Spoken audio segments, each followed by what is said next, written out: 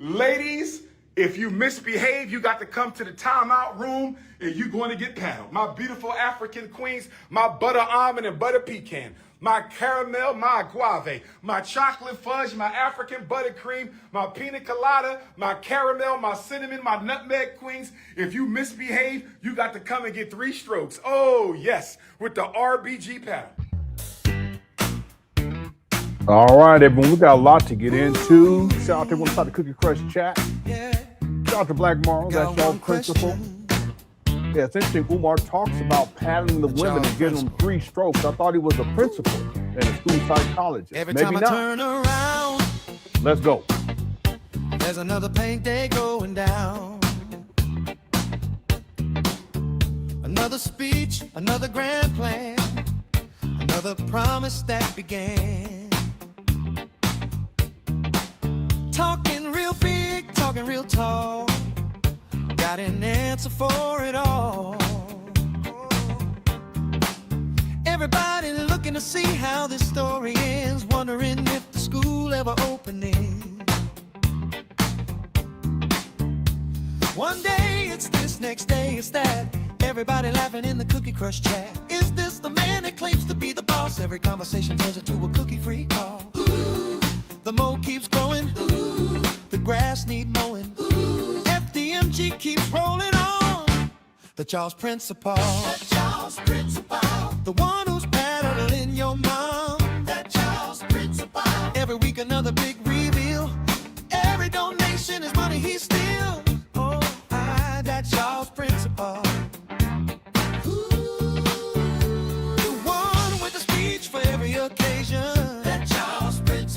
Everybody singing while the groove rolls on, trying to figure out what's going on.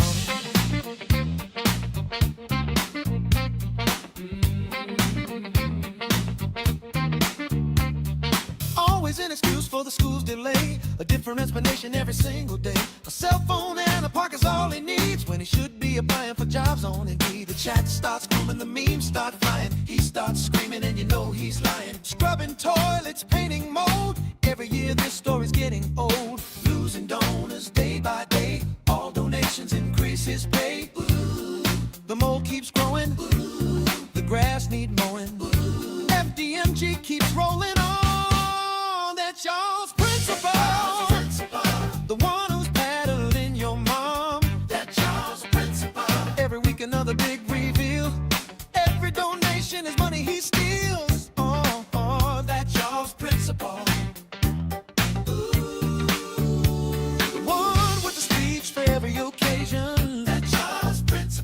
Everybody singing while the groove rolls on, trying to figure out what's going on.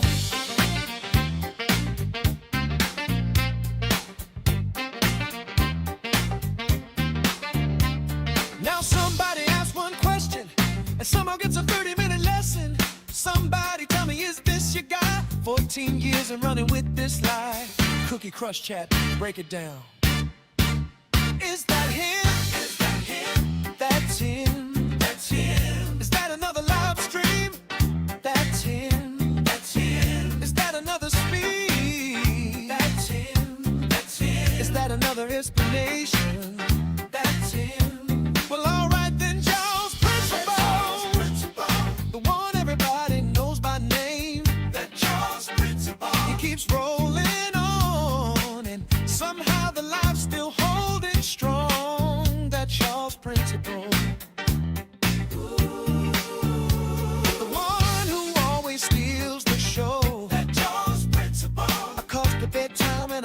Smooth, everybody laughing and feeling the groove.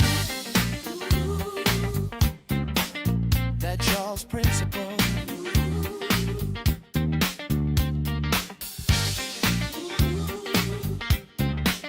That Charles Principal.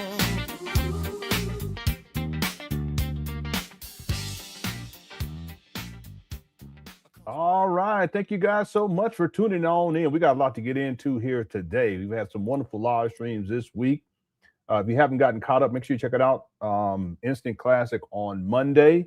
Today, we're going to be getting into a topic dealing with Umar. It's a long-standing topic, but this particular interview that was done March 13th of 2026. This is where another one of Umar Johnson's, another woman that Umar Johnson hired to take care of his mother came out and talked about her experience dealing with Umar, and she's quite young.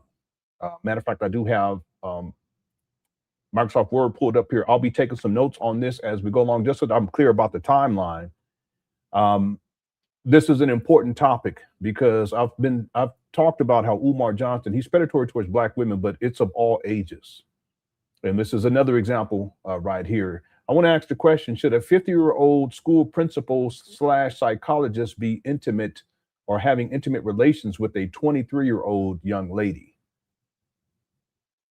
A young lady that he had hired to take care of his mama, a young lady who wasn't even qualified to take care of his mama. And make sure you get your vote in during this live stream. Also, our goal for today is 500 likes. So if at any point you're enjoying the show, make sure you hit that like button. It helps to get this out into the algorithm. This is an important topic because Umar is a predator. I'm going to give you guys examples of his predatory ways to start to kind of get this going. And then we're going to get to the actual interview.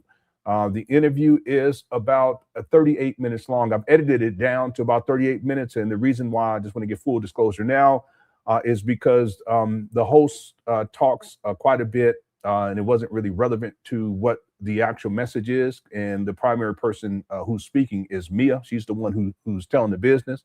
And then Mia has a sister who kind of interjects too, but her commentary is not really relevant here because she wasn't there. She didn't specifically interact with Umar. Mia did. And it's been proven. Okay. I want to also show you guys something before we get going here. Shout out to everyone inside the Cookie Crush chat. Thanks for the mods too as well. Umar just posted this on his Instagram page because he's watching. And he's done this before, especially when we do live streams to talk about women who have come out to expose Umar. And in particular, women that Umar Johnson has ran through.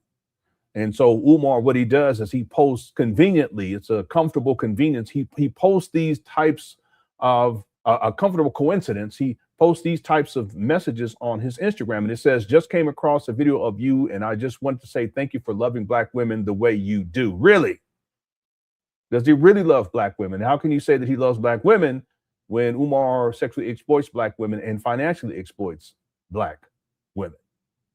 Okay? And he actually posted this twice.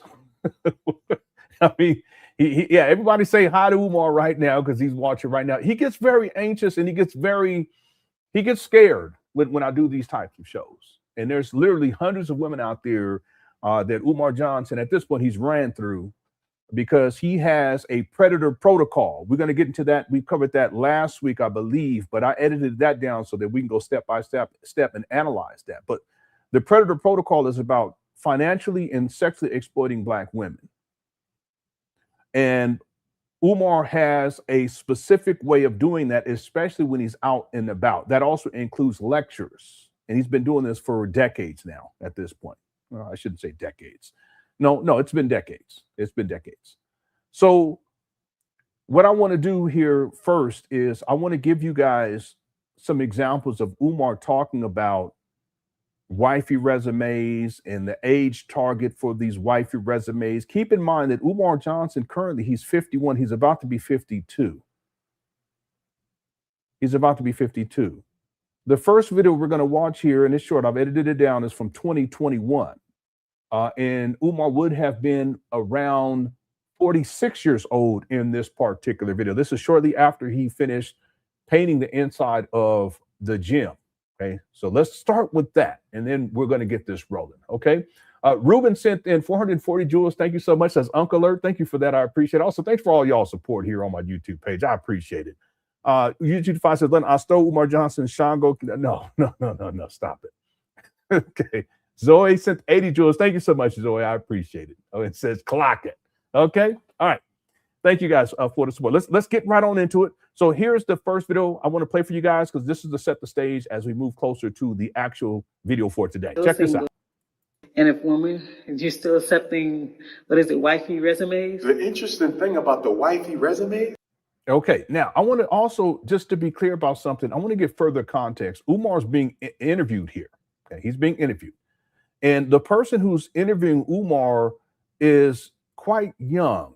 Okay, remember in this video, Umar would have been roughly 45 years old, okay, maybe 46. But this is relevant because I'm going to show you guys, I'm going to explain how Umar is actually grooming this young lady. And let me actually, I'm going to pull up, let me pull up. Give me 1 second. Another, here she is right here. Yeah, this is from 2021. And this is where he's talking about donations and all this stuff. But I want you to see how young this lady is. Country. I was in Ohio. See, she's quite young. Anyone want to take a guess how she looks like she's in her 20s? All right, but you can take a guess on how old you think she is. All right, so she's interviewing Umar. I'm not quite sure why she chose to interview Umar, but you can also, I'll let her I'll play it so that you guys can actually hear her speak. You see, yes. And I came into Africa, and out of Africa, my first visits, our first festival was on Ethiopian New Year. Yeah, I remember you shouted that out. You see, yes. And I came into Africa. Wow. See this? All right, so he's going to groom her too. And in the documentary, I give an example of Umar grooming a whole group of women. Don't let me leave out Oya. When he was doing a seminar, it was called For Sisters Only Seminar. And I break it down step by step. He's methodical with this. He has a predator protocol. Okay, so I just want to give that context. Let's go. And if women, you're still accepting, what is it, wifey resumes? The interesting thing about the wifey resumes, They're not coming?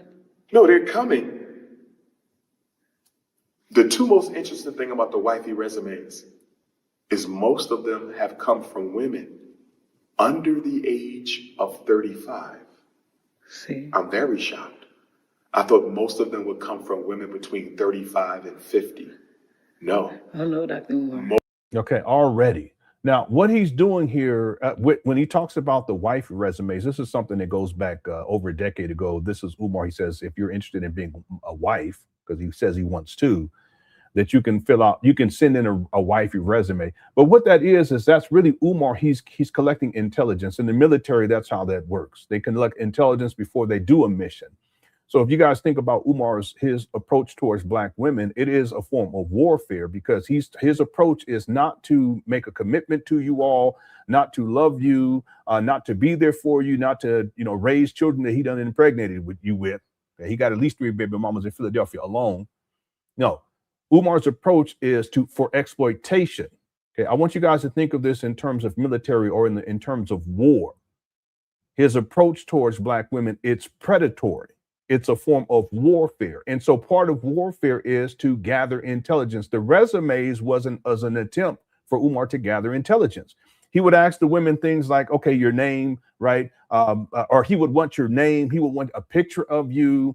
He would want you to talk about, why you think that you're deserving, or what you're going to bring to the table. This is all to gather intelligence, right? And then on top of that, he was collecting resumes for FDMG too. That's collecting more intelligence too, because people are going to, on that resume, they're going to be putting, where they work, how long they've worked there, if they have any degrees, certifications, bachelor's, master's, PhD. And Umar uses all of that information to target or to focus on particular targets. Okay, it's all about collecting intelligence for the purpose of a military campaign. I just want to put this in these terms so that he can be in a position to sexually and financially exploit Black women. You're still single, and if women, you're still accepting, what is it, wifey resumes? The interesting thing about the wifey resumes, They're not coming? no, they're coming. The two most interesting thing about the wifey resumes is most of them have come from women under the age of 35. Okay, the reason why he's saying under the age of 35 is because he wants to go as low as possible, because he's grooming this young lady as well. I have a video also where Umar is talking about, I'll leave it right here, because that's a whole other thing I can pull up, but let's keep on. I'm very shocked. I thought most of them would come from women between 35 and 50. No. Oh no, Dr. Umar. Most of the women are from 25 to 35. See, he's saying that specifically because that's around her age. She may be younger than 25, right? So this is Umar's attempt to groom this young lady. But let's be clear about something. Umar has a history of pursuing younger ladies. And that's what we're going to get to later on, because the young lady that he hired to take care of his mama, I believe she was 23 when this was happening. If memory serves me correctly, again, I have the timeline. We're going to be putting that all together during this live stream. So he's messing with 23-year-olds. Okay, and this took place. And this lady, she tells the lady, the video that we're going to get into later, she was 23 at that time. Umar would have been, he would have been about 48, maybe 49. And he was messing with her back then. Okay. So I want us to be clear about something. Umar, he's using this as an attempt to groom the interviewer because she's younger. Look at him. Look at his face. Some of you. You don't like that? Or is it just, I don't want to go under 30 at all. Okay. Okay. So now he's saying he doesn't want to go under 30. Okay, this video's from 2021. Umar would have been around 46 years old at this time. And I'd rather not go under 35. Okay, so now he's saying I would rather not go under 35. Which one is it? But I would consider. See this? Low 30s. See, now he's saying low 30s. You see how he's pushing the envelope? This is what I mean by manipulation. And it's predatory, because first he says 35, then he says he wouldn't go below 35, or he said wouldn't go below 35, then 35, then he says a lower 30s. So he's bringing it down incrementally. So lower 30s could be around 31, right? Lower 30s could be 30. He's so predatory, and he's been living like this for such a long time.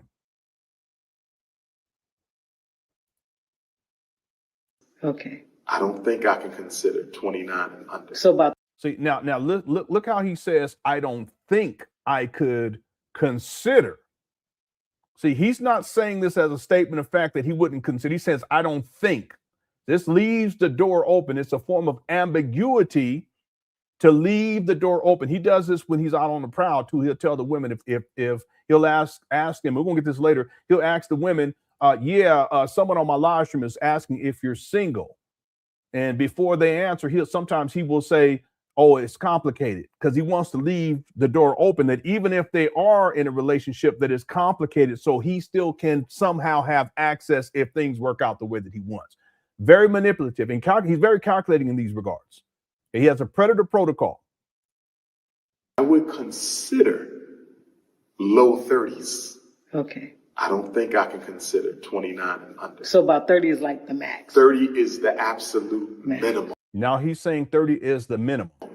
Okay. Right. So I'm surprised at the age, but I don't want to go under 30 at all. Okay. See this? I don't want to go under 30 at all. Okay. And I'd rather not go under 35. But I would consider low 30s. See that? He's just moving it. He's Okay. I don't think I can consider 29 and under. So about See, he says 29, but he says, I don't think. He doesn't say, I will not. Yeah, he wants to keep that door open because this young lady, I don't know who this young lady is. I don't know if she has YouTube page, Instagram. I don't even know how I came upon the video. But the irony is that he has her there. Umar's probably already asked her, because he has a protocol for this, probably already asked her to find out, get intelligence about her relationship status. And so he's framing this conversation so that she can potentially be a target in this warfare. And this part of this is just grooming her. I don't think I can go below 30. It's not if you can think, it's either you won't or you will. But he wants to leave the ambiguity to leave the door open. Okay, make sense? 30 is like the max. 30 is the absolute minimum. Okay. Right. So I'm surprised at the age. Okay. Let's go with what Umar's saying here. Umar is saying that 30 years old is the absolute minimum. Isn't that what he said?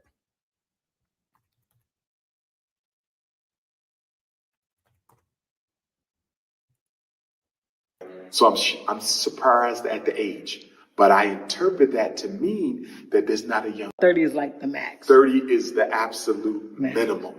Okay, Right? there you have it. We're going to come back to this later on. Okay, he's saying 30 is the absolute minimum. Let's go. So I'm surprised at the age, but I interpret that to mean that there's not a lot of young brothers for our young serious sisters. You follow? What do you mean? He's fabricating the whole story that these 20-year-olds and 25-year-olds are sending him wifey resumes. Stop, Umar. This is a fabrication, but this is all part of the grooming. He's making this up to groom this young lady.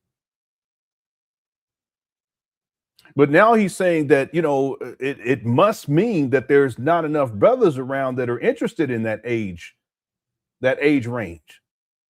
Right? It really is. It really is.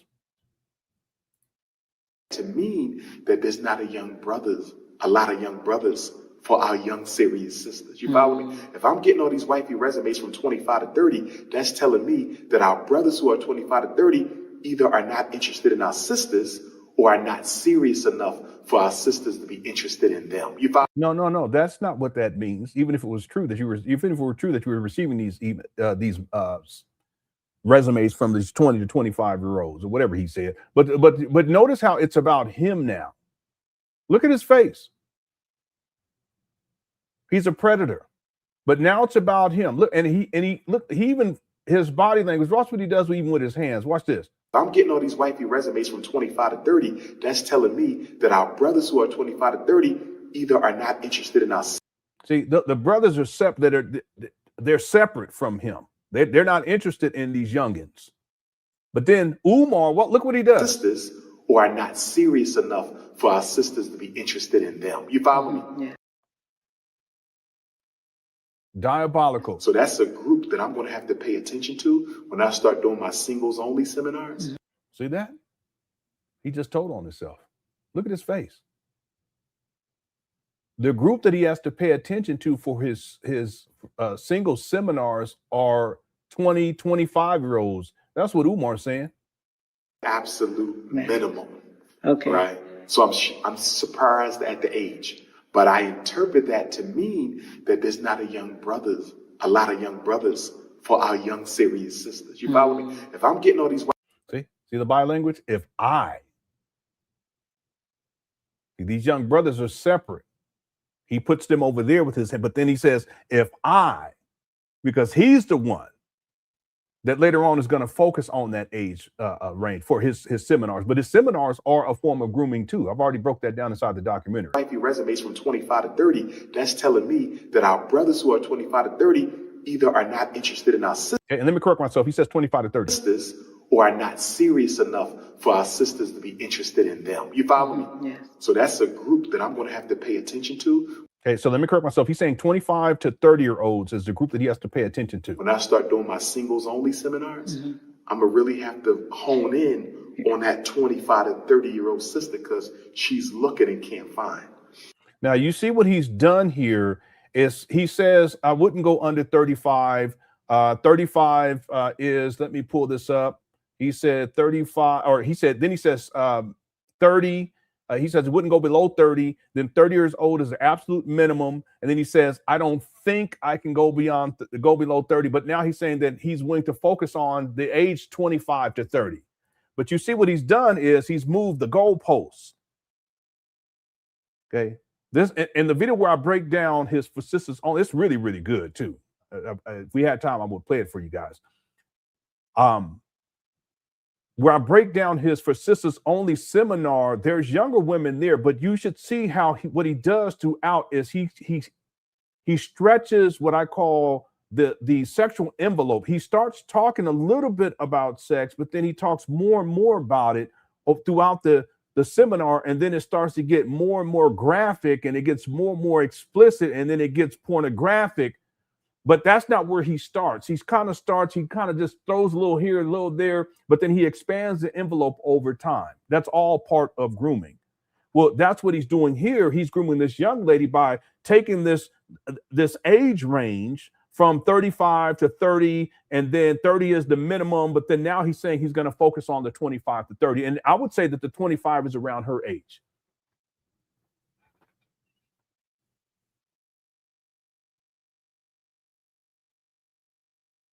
Diabolical.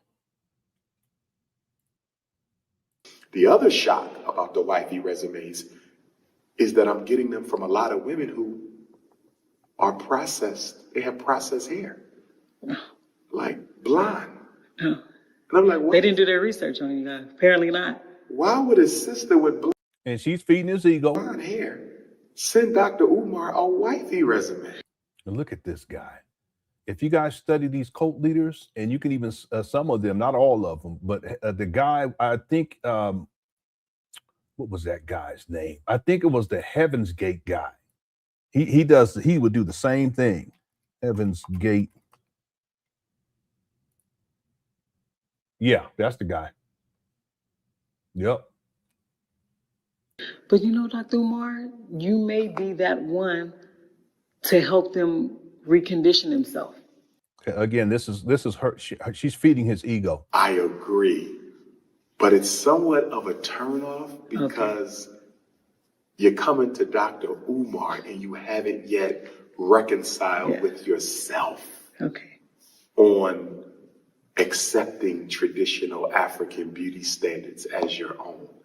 You talking about they do weaves and perms in Africa too? Shut your ass up, Umar. So stupid. Just stupid. Like, that is a prerequisite. That should have happened.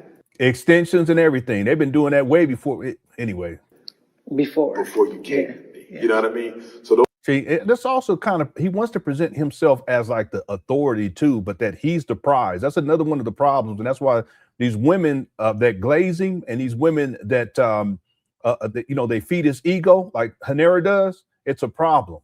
Those have been the shock, the age and the fact that most of the sisters who sent me wifey resumes are not natural. Yeah, so he'll say that, but back in the day, and some of y'all remember this, Hit the One, he was dealing with a stripper who had kids, and she had that blonde weave, and he didn't have no problem with dealing with her and running through her to Hit the One. Such a hypocrite. Hit the One. See, he talks all that talk, but he likes the stripper types.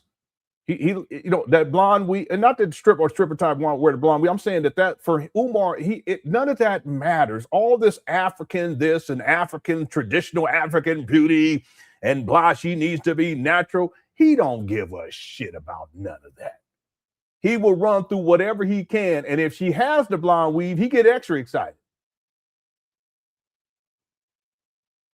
He was dealing with this stripper back in the day. She was on the pole one, and she sent text messages. She was going to make a donation, so she went to get on that pole to make a donation to FDMG.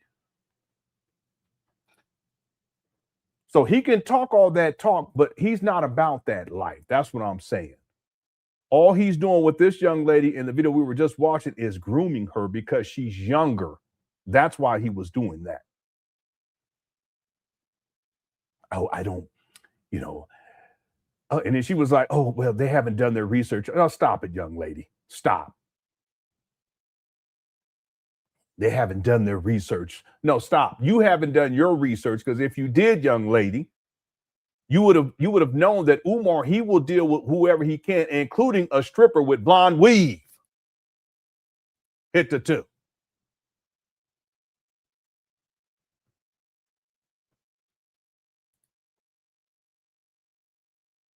Let's move on. So this is just one example of Umar grooming.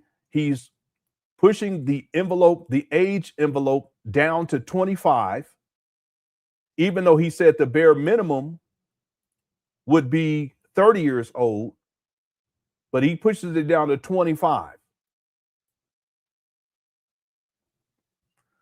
Now, this year was the first time that we were able to see, in all of my research, we were able to see Umar in his, what I call, predator protocol. Like the illusion of progress. Okay. I was the first one to apply that, even though there's other people said that they was the first one. But I was the first one to apply that term, and it was based upon a documentary that's old on Marcus Garvey, and they were talking about how the illusion of progress is one of the ways that Marcus Garvey was able to move forward this idea of the Black Star Line. The video was recorded on VHS. That's how old it was. And it was in 480. I don't even know. I saw it years ago. So I applied that to Umar because Umar was always talking about Marcus Garvey. So just like that, I'm coining the term here, the predator protocol, as it applies to Umar. And for the first time this year, we were able to see it in action while he was out and about. And what I've done is we've already covered this video, but I've condensed it down, and we're going to go step by step, and we'll watch this. And then once we're done with this, it's about 7 minutes. Once we're done with this, we'll get to the main video. Here we go. Okay, this is Umar in Newark on July 19th, 2026. And he's out walking through these vendors. He speaks there on this same day. This is the first example of Umar with his predator protocol. Okay, and what I want you guys to think about is, what are the types of women that he's targeting? Because there's a lot of women there, but what are the types of women that he's targeting? And if you look inside of this is a live stream. He only had about 114 people. I got about 780 here. Who's a struggle streamer, Umar? You got over 1 million. I don't know how many. It's over 1 million. 1 million followers on Instagram, but you can't. And you getting 114, 120, 130 people in your live streams. I don't have a lot of subscribers here. I think I have less than 90,000, or it's probably closer to 80,000, something like that. Or a little less than 90,000. And I have almost 800 people here. Okay. And I'm thankful for those 800. I would like for it to be 8,000, but I'm thankful for that 800. But you can't even get 150 on boy, but you call everybody else a struggle streamer. You got all those followers, over 1 million. Okay. But notice that there is a comment section. If you look at that comment section for his chat room, focus on that too, to see what people are saying in there. Here we go. And you got a publishing company. That's you? That's me. Okay. That's me, peachypublishing.com, peachypublishing.com, and wackyzacky.com. Okay. Exactly. Let me know when you're ready, Queen. One of the brothers said, "Are you single?" Okay. Now, what did I say earlier about gathering intelligence? This is what Umar is doing right here. This is a form of warfare. He's gathering intelligence on this woman, and he's saying the brothers are they're wondering if you're single, but there are no brothers who are asking that. There are no brothers who are saying that inside of his chat during his live stream. That's Umar saying that. He has a history of that. Well, he'll project what he thinks or what he believes or what he wants onto other people. It's fascinating psychologically speaking, but this is a form of warfare, because what he's doing is he's trying to gain intelligence on this woman for the purposes of war, so that he can sexually and potentially financially exploit her. Okay. Notice that this lady is lighter skin complexion too. She's older, not too older, if that makes sense to people, but she's light skinned. Now, you guys know I'm not into all that shit, but Umar is. He is a colorist. He's a colorist, and he values light skin over dark skin. He values younger women over the older women. Now, he'll deal with the older women, and he'll deal with the older women who are dark skinned too, because he'll run for anything. But specifically when Umar is engaged in his predatory practices, his predatory protocol, there are specific types of women that he goes for. Keep that in mind. Let's go. Hit the 1, 2. Shit. Let's go. peachypublishing.com and wackyzacky.com. Okay. Let me know when you're ready, Queen. One of the brothers said, "Are you single?" She said it's extra complicated. No, See, she shows the ring. He should have noticed the ring, but he can't help himself because he's a predator. But you notice how he says it's complicated. No, it's not complicated. That's Umar. He wants it to be complicated, because if her marriage is complicated. That kind of alludes to the notion that it's kind of, yeah, I'm in a marriage, but it's on shaky ground. Maybe it's going to work out. Maybe it's not. And that's the ambiguity that Umar needs in his own predator mind to say, okay, potentially I can get this woman. She didn't say that shit. He said that shit. You know what I would just tell y'all? He projects. He's saying that there's these brothers asking a question that he's asking. Ain't no brothers asking that question. Then he says that as if she's saying that it's complicated. She didn't say that. She's married. But he does that because he wants to leave that door open. See, that's predatory. He's gathering intelligence, but it's predatory. Let's play that sequence again. Publishing.com and wackyzacky.com. Okay. Let me know you're ready, Queen. One of the brothers said, "Are you single?" She said it's extra complicated. No, she's married. Is that a wedding ring? Yes. She's married. Too late. Find the next butter almond butter pecan. See, even him talking almond butter pecan, that's in reference to her skin color. He's a colorist, but he's also doing that to just, you know, put that out there. You see how she's kind of laughing about it. He knows what he's doing here, and someone said it too. Umar's also gauging her reaction, which is something that he has a history of doing. He wants to see how they respond to these types of questions, whether they're married or not, if they're in a relationship or not. And this is part of Umar gathering intelligence too. There's another thing, I call it sneak kissing. Let me give you guys an example of Umar sneak kissing right here. This is Suki Hana. Okay, check this out. See, and he always positions himself behind these women like this. He'll put his hands on their hips. Okay, inappropriate. He didn't ask for any of that stuff, right? But watch what or they didn't ask for that, and he gets up behind them. But watch what he does. See that? It's quick, but that's gathering intelligence because he wants to see, and see how he's looking at her after he does it? He's trying to gauge her reaction.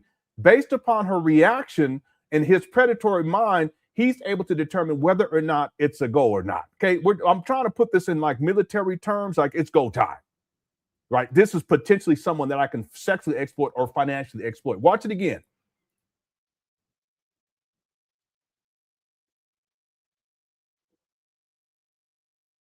See that? It's real quick, but it's enough for Umar. Let me give you another example of him doing that, okay? Because that's Suki Hana.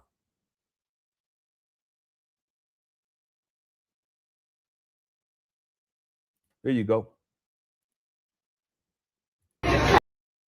Black queens forever, slow bunnies never. This is what we call hot cinnamon. Yes, thank you. Black queens forever, slow bunnies never. This is what we call hot cinnamon. Yes. Yeah, and she's young too. She's young, and you see how she gives the reference. He gives a reference to the hot cinnamon. That's skin color, right? Let me give you another one. This was Umar. He was at a university. Your cookie jar. Do not let anybody manipulate your innocence and your privacy into an opportunity that you will later regret. You are so much more than what is between your legs. See, for him to even be talking like this is all grooming. It sounds nice, but he will run through youngins too. He will sexually exploit them too. He shouldn't even be talking like that. These people ain't talking like that, but he gets perverted. He gets he always starts talking about sex and cookies and what's between your legs. These are young people in the audience. And that not only goes for white supremacy, it goes for the thirsty brothers in this room right now. Okay. And again, he's saying the thirsty brothers in the room. That's Umar projecting because he's the thirstiest motherfucker I've ever seen ever. And I said it. He's a thirsty old ass geezer motherfucker that be preying on these young ladies, these youngins. But what he'll do is he'll say, you brothers in the room, or he'll say, the brothers in my chat, they're asking whether or not you're single. They want to know if you're married. But no, that's Umar. Oh, perverted geezer. It's filthy. And then you got these Umar people that follow this guy and think he's a great black leader and defend him and glaze on him. And these podcasters glazing on him. What kind of people are they too? Because you got this guy out. Let me show y'all something else. Watch this. This is a college-age young lady right here. Yeah, he's an old-ass, a perverted geezer. This is a young lady. This lady right here, she could be in her late teens, early 20s. So remember we were talking about how Umar pushes the envelope? Okay, he's out of university. This guy is on college campuses involved in these predatory practices, predator protocol. Look. You see that? It's intrusive. He's testing the boundaries. He's grooming. This talk right here is him grooming. Old ass greaser. Look at him. Check your cookie jar. Do not let anybody manipulate your innocence and your privacy. And I know you watch it right now, Umar. You dirty geezer. Into an opportunity. And you guys know I don't be talking like that, but he's filthy. Living like this and doing these youngins like this too. You should be ashamed of yourself, you dirty geezer. That you will later regret. You are so much more than what is between your legs.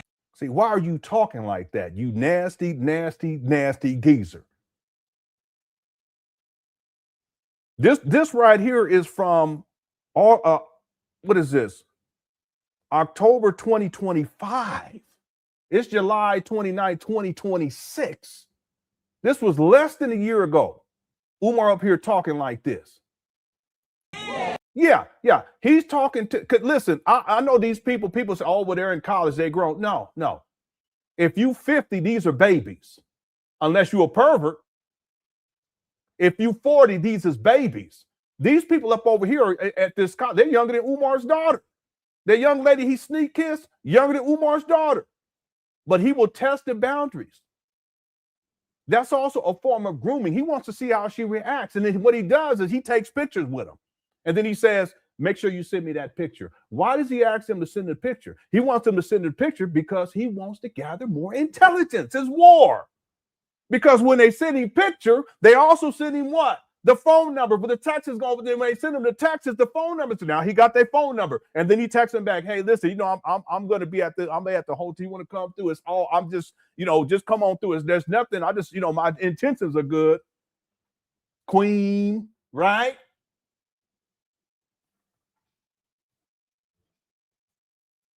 He has a predator protocol, and he's been doing this shit for years. Shout out to Miss Kogo and Kogo. Both of y'all. Umar's such a pervert. Look. And that not only goes for white supremacy, it goes for the thirsty brothers in this room right now. Forever snow bunny. Your wife. See that? Needs to look like your mother. Okay, now he's getting into his enmeshment issues with his mama. My mom. My mom. I catch you bunny hopping.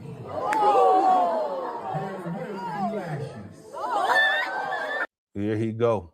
Lashes. Slavery talk.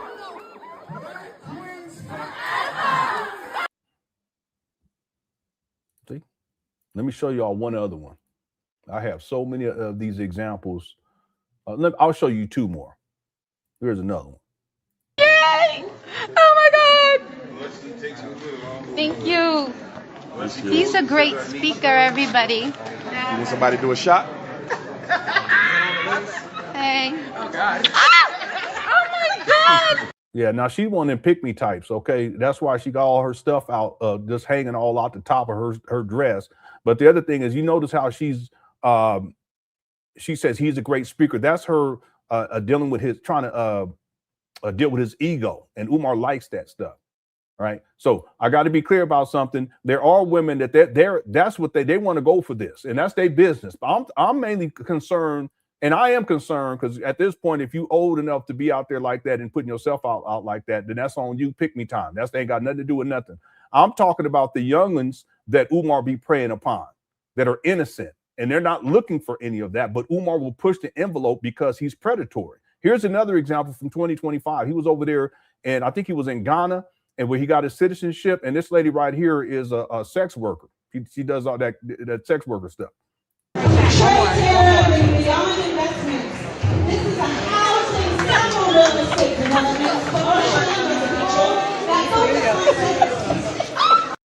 See, that's a sneak kiss. But you notice how I remember I was telling you earlier, he'll get on the backside of them and grab their hips and probably be pressing his thing up on their backside too. He's such a perv.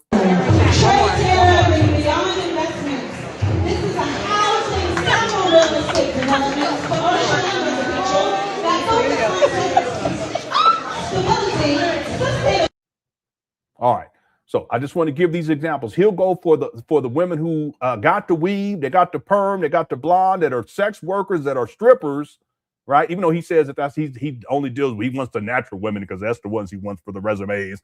He'll deal with the older women, but he'll also attempt to groom the younger women, and also he will also sexually exploit these younger women too.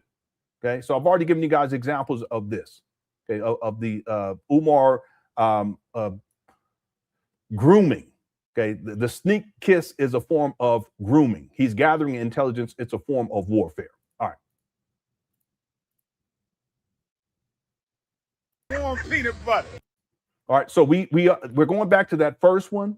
Okay. Again, Umar. Let me go ahead and play this from the beginning so we can get back on track. And you got a publishing company. That's you? That's me. Okay. peachypublishing.com, peachypublishing.com, and wackyzacky.com. Okay. Let me know you're ready, Queen. Okay. No one's in his chat room asking what he's going to ask. Watch this. One of the brothers said, "Are you single?" She said it's extra complicated. No, she's met. Is that a wedding ring? Yes. She's married. Too late. Find the next butter almond, butter pecan, warm peanut butter. And that's what he does. He moves on very quickly from talking to that lady. Now, this is another lady right here. Okay, she's darker skinned. Let's see if Umar, if he tries to get that 411 on her. Let's see.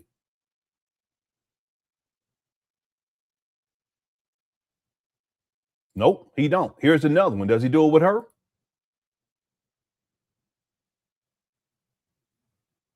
Nope. Does he do it with this lady? Now, these are older women now. You see this? Nope. What about this lady? Nope. What about this lady? Now, he compliments her, but he don't try to get no intel. What about this lady? You guys seeing the pattern here? Watch this.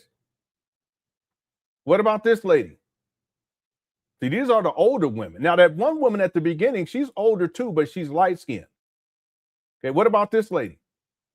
Older woman. Nope. What about this lady? Nope. What about this lady? Nope. What about this lady? And this lady? Nope. See, the older ones.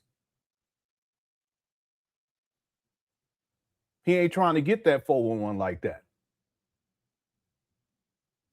Okay. Now, this was different because Umar, see, this brother comes out early to kind of let this Umar know that this is his woman, and he moves on rather quickly after the brother does that.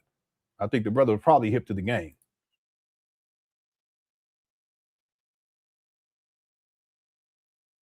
Okay. Now, this woman is not too much older, if you guys catch my drift, because when I say older, I know it's a relative, but Umar, just keep in mind, Umar's 51 in this video. Okay.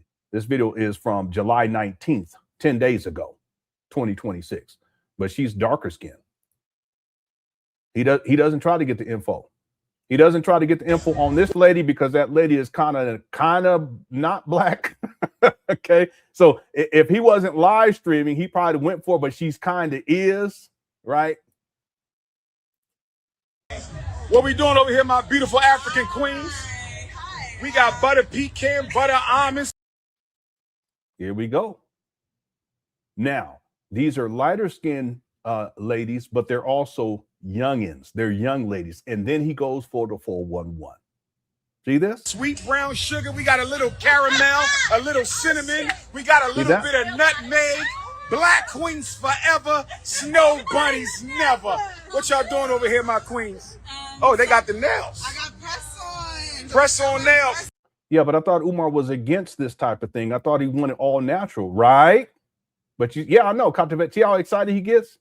And it's for two reasons. One is that they're young. These are youngins, but also they're lighter skin complexion. That's why he makes reference to cinnamon and brown sugar, this type of thing. You don't have to go to the Koreans. Come to the Afro queens. You ain't got to go to the Chinese. Come to the sisters. The press-on nails. If they not here today, how can they reach you to get some press-on nails? You can reach me on my Instagram, nailsbydia.j. Nailsbydia.j.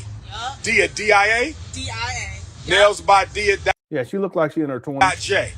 You can Okay. find me on there, and The young everything is king. in my bio and all of that. The young king said, "Are you single?" Okay, what young king said that? Hit the one, everybody. See, this is the second time he does this. He skips over these older women, unless they're lighter skinned. What brother said that? Who's asking if she's single? You look inside of his chat room, no one's saying that. This is what I call Umar's predator protocol. The young Everything is king. in my bio and all of that. The young king said, "Are you single?" It's complicated. Oh, she is single. And see, he says complicated again. See that? I've already broke that down earlier. No need to rehash. Let's keep going. So you can hit her up. Are you single? The young king want to know. This boy, I tell you, this motherfucker is diabolical. He really is. She real young. She look like she in her early 20s. Up. Are you single? The young king Shit, she might be late. She could be 18, 19. Real talk. want to know. She's a baby. But see, no one's asking that. This is Umar asking that. He's an old perv. So you can hit her up. Are you single? The young kings want to know. She's single too. And are you single? The young kings want to know. She's taken, but you got two single for the young kings. All right, let me interject one time. What y'all doing out here? You live on the Instagram. Now, she's darker skinned, and I'm only using this terminology because I just want to outline Umar's colorism. She's darker skinned, but she's younger. What we got? What you got? Lemonade. Give me them 4 flavors over there. Give me them 4 flavors.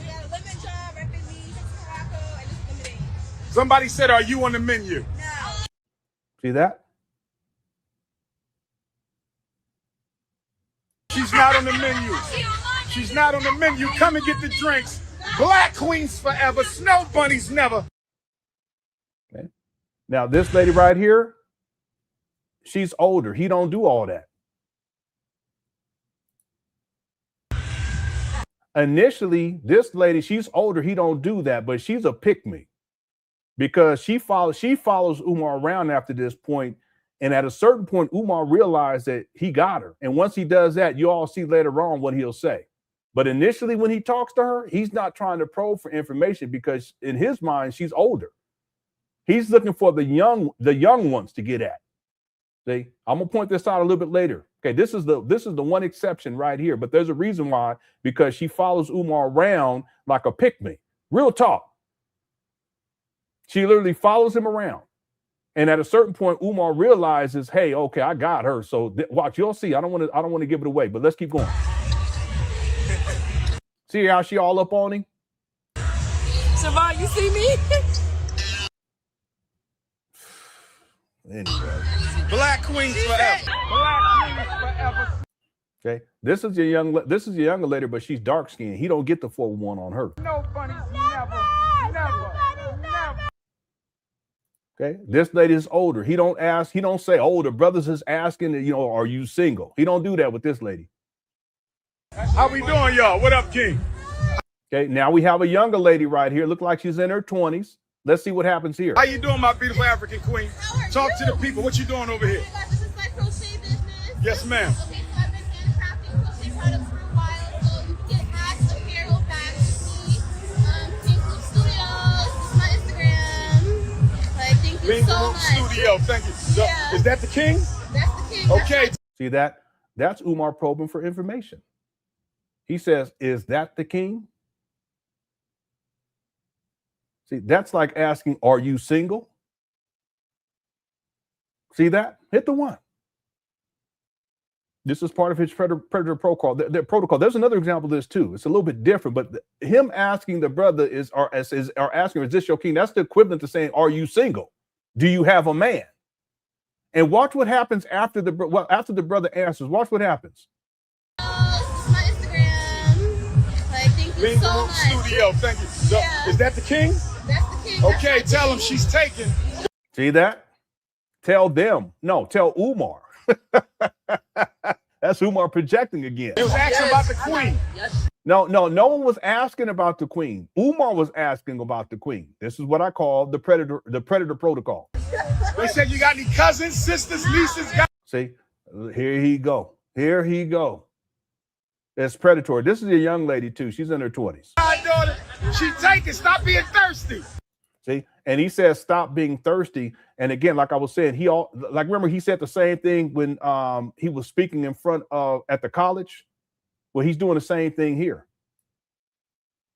Yeah, the boys at the college, that they were thirsty, and no, that was Umar talking reckless. And then here he is saying that the people, I guess the brothers these phantom brothers that was asking if she was single, they're the ones being thirsty. No, Umar's projecting. He's the one who's thirsty. He's always thirsty. Okay, and right after that, you see that? He out. Once he gets that intel, he's out. They said, you got any cousins, sisters, nieces, goddaughter? She taken. Stop being thirsty. And then he leaves. I'm telling you, this guy's diabolical. Let's keep going. Talk to me, queen. What you got?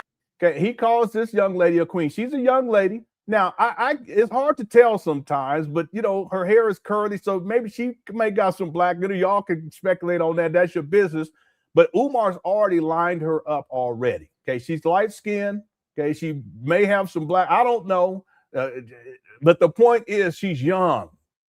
Now, watch what happens. Yeah, she looks mixed. Okay, but watch what happens. Out here today. All right. We got the oils.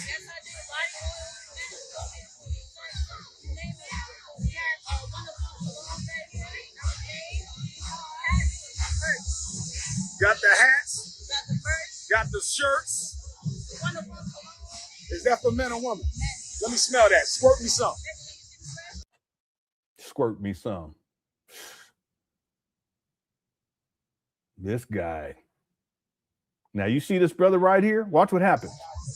It's the 101 cent. Oh, I already edited it out. What happens is, I'll just tell you, the brother affirms that this is his lady. Okay, I didn't edit it in, it's edited out, but he affirms that that's his lady, and Umar moves on. He doesn't ask any probing questions. All right, let's keep going. It's the 101 cent. Okay, this lady right here, Umar doesn't do that with this lady. She's older. He doesn't say, older brothers are asking if you're single. Okay, she's older. This lady, he doesn't do it with this lady. She's older. This lady, he doesn't do it with this lady. She's older. This lady doesn't do it with this lady. She's older. This lady, he doesn't do it with her. She's older. This lady, he doesn't do it with her. She's older. What we got? Talk to me. Right here. So I'm Poetry Picasso. I'm hit with words, and today I'm selling typewriter poetry. Oh. So yes, any poem that anyone wants, I will type it right here for them. Wow. And if they don't have anything that they want in particular, I do have a blind date with a poem. Wow. And these are all about different things that they could just like get that. Powerful, powerful. One of the brothers said, are you taken? I am. Okay, this is the number 7. He's done this 7 times. Y'all don't think that that's by accident? But if you look inside of his chat room, no one's saying that inside of his chat room. This is Umar projecting again. That they could just like get that. Powerful, powerful. One of the brothers said, are you taken? I am taken. She's taken. See how he moved on right away? He just moved right on. Okay, this lady, he doesn't ask because she's older. He don't do it. This lady, she's older. He don't do it with that lady. She older. He don't do it with this lady either. She kind of looks a Latina too, but he don't do it with this lady. She older. That lady was older. He don't do it with this lady. She's older. One of the brothers. Now, this is the one exception, and the reason why is because by this point, this lady's literally been following Umar around for like 15 minutes. It's longer than 15 minutes, actually. I should go back and find out exactly how long it is. She's been following Umar around for 15 minutes. Remember, again, I cut. Umar's walking through the whole video. I think I can't remember how long the whole video is. I can't remember right now. It's off the top of my head, but it's a long video. This lady, she follows Umar around the whole time once she gets that hug in earlier on. This is the one exception. And the reason why is because Umar, he has already identified her as being a pick-me, that she's going to go for the okie doke. That's why she's following him around like this. So you don't walk through a venue like this and this lady is like everywhere you go. That doesn't happen, okay, unless she's following you. Now watch what Umar does. Brother said, "Are you taken?" He wants to know. Okay, there's no one saying that, and this is the one exception, like I said, of Umar actually asking this probing question to an older woman, but like I said, he's already identified her as a pick-me. One of the brothers said, "Are you taken?" He wants to know. Am I taken? Are you taken? No. She said she's not taken. Actually, she is. She belonged to King Kong. See that? There you go. See, it's predatory. Once he identifies someone that is a willing prey, then now they belong to him. And this is the only exception of him trying to get that intel because he recognizes that she's following around and she wants to be picked. But the other ones, all of the other ones are either younger women, okay, 19, 20, 21, 22, 23, 24, 25, 26, 27, 28, younger. Or in the case of the first example, they're light skinned. Okay, this is example number 8. Let's keep going. He don't ask that information with this woman or with this woman or with this woman.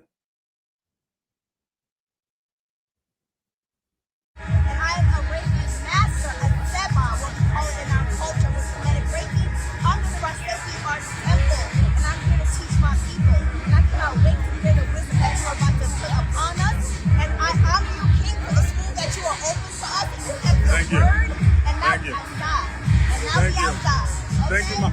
One of the brothers said, "Are you taken?" I am taken. She's taken. Okay, no one asked that question. There's no brother that's asking. That's Umar asking that. Okay. This is what I call the predator protocol. And she doing too much talking about the school. Ain't no school, ma'am. Cut it out. Okay, if you all spiritual and Reiki, you should know that. Either go take them hands and go rub them across them bando buildings and see what happens. Got mold out on your hand talking about Reiki and spirituality and chakras. Cut it out. Okay, this woman, he don't ask, she older. This woman, he don't ask because she older. This woman, he don't ask because he's older. And this woman, he don't ask because she older. Y'all see the pattern? Okay. The first lady, though, she was married. He asked, but that's because she's light skinned. The second and third and fourth ladies, these are youngins. They're also light skinned. Okay, this lady right here, she's young. She looked like she could be like 28, maybe 27. He asks her. This lady right here, he asks by proxy. He asks the brother that was standing next to her, is this your man? Right? So he was still getting the intel. And once he was identified that this is a young lady, that she already had a man, Umar moved right along. Okay, he did the same thing with this lady. Okay, light skin, younger. This is the one exception because this lady and I'll just say it. She was going for the okie doke. She was following Umar around like a groupie, and I said it.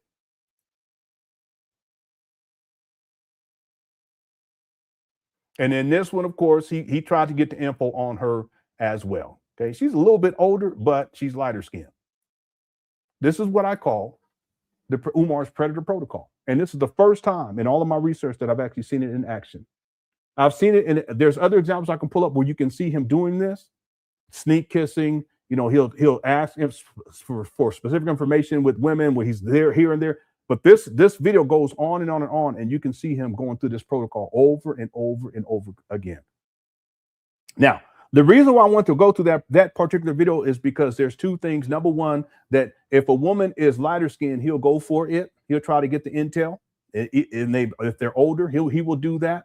Okay. The only exception is the one lady that was following Umar around like a groupie, but it makes sense because in his mind, she's already prey, so he ain't got to do much. Let me just get the information because I already know I can knock them boots. Be real about it. We adults. But the other thing is that all those other women, they're younger women. Okay, they could be 19, 20, 21, 22. So in the previous video, let's tie this back in the first video where I show where Umar's stretching that age range. I wouldn't go below 30. I don't think that I would go below 30. Okay, that's a bunch of bull jive because he was grooming that other young lady who was interviewing him, and she looked like she could have been 23, 24, maybe 25. So I just want to prove the point that Umar will go for the youngins. And now I'm going to give you further proof of that. Did I present my case adequately before we get into the main video? If I did, hit the one. We still got the main video to get to. And hi, Umar. I know you're watching this because you always get shook when we deal with you and your sexual deviancy preying on these women like this. And again, some of these older women, they for those shit, that shit. That's what they for it. So hey, that is I'm more concerned with these younger ladies that you be messing with. The poll question for today: should a 50-year-old school, so-called in quotation, school principal / psychologist be intimate with a 23-year-old young lady? 85% said no. 15% goofy said yes. Let's get to the main video. Now, I didn't want to cover this. James said I should, and I think it's apropos. But we're gonna cover it. I edited it down. I took out the host because he acts a lot. He talks quite a bit. It's not really pertinent. And then the young lady, her name is Mia. She has a sister, and her sister talks too, but she's not pertinent, in my opinion, because she wasn't there with Umar. Okay, real quick, let me do these super chats. Christina sent in 500 jewels. Thank you so much. A sun balloon. That's a new one. I haven't seen that one before. Thank you so much for the sun balloon. Giannis, how's it going, brother? Young brothers, 10 jewels as a gold coin. Thank you so much. Right, I appreciate that. Remember, Umar stated that 30 years old is the absolute minimum, right? Everyone in the chat, I'm going to put in 30 years old as the minimum. Just type it on in there because we're gonna really get into that in just a moment. Sim6762 sent 440 jewels as Uncle Alert. Okay, thank you. What's up, Dr. Nene? Sent in 440 jewels with the Uncle Alert. Thank you so much. I got to do it. Hold on 1 second. Let me just pull this thing up right quick. She sent me this. I think it was yesterday. Be on time.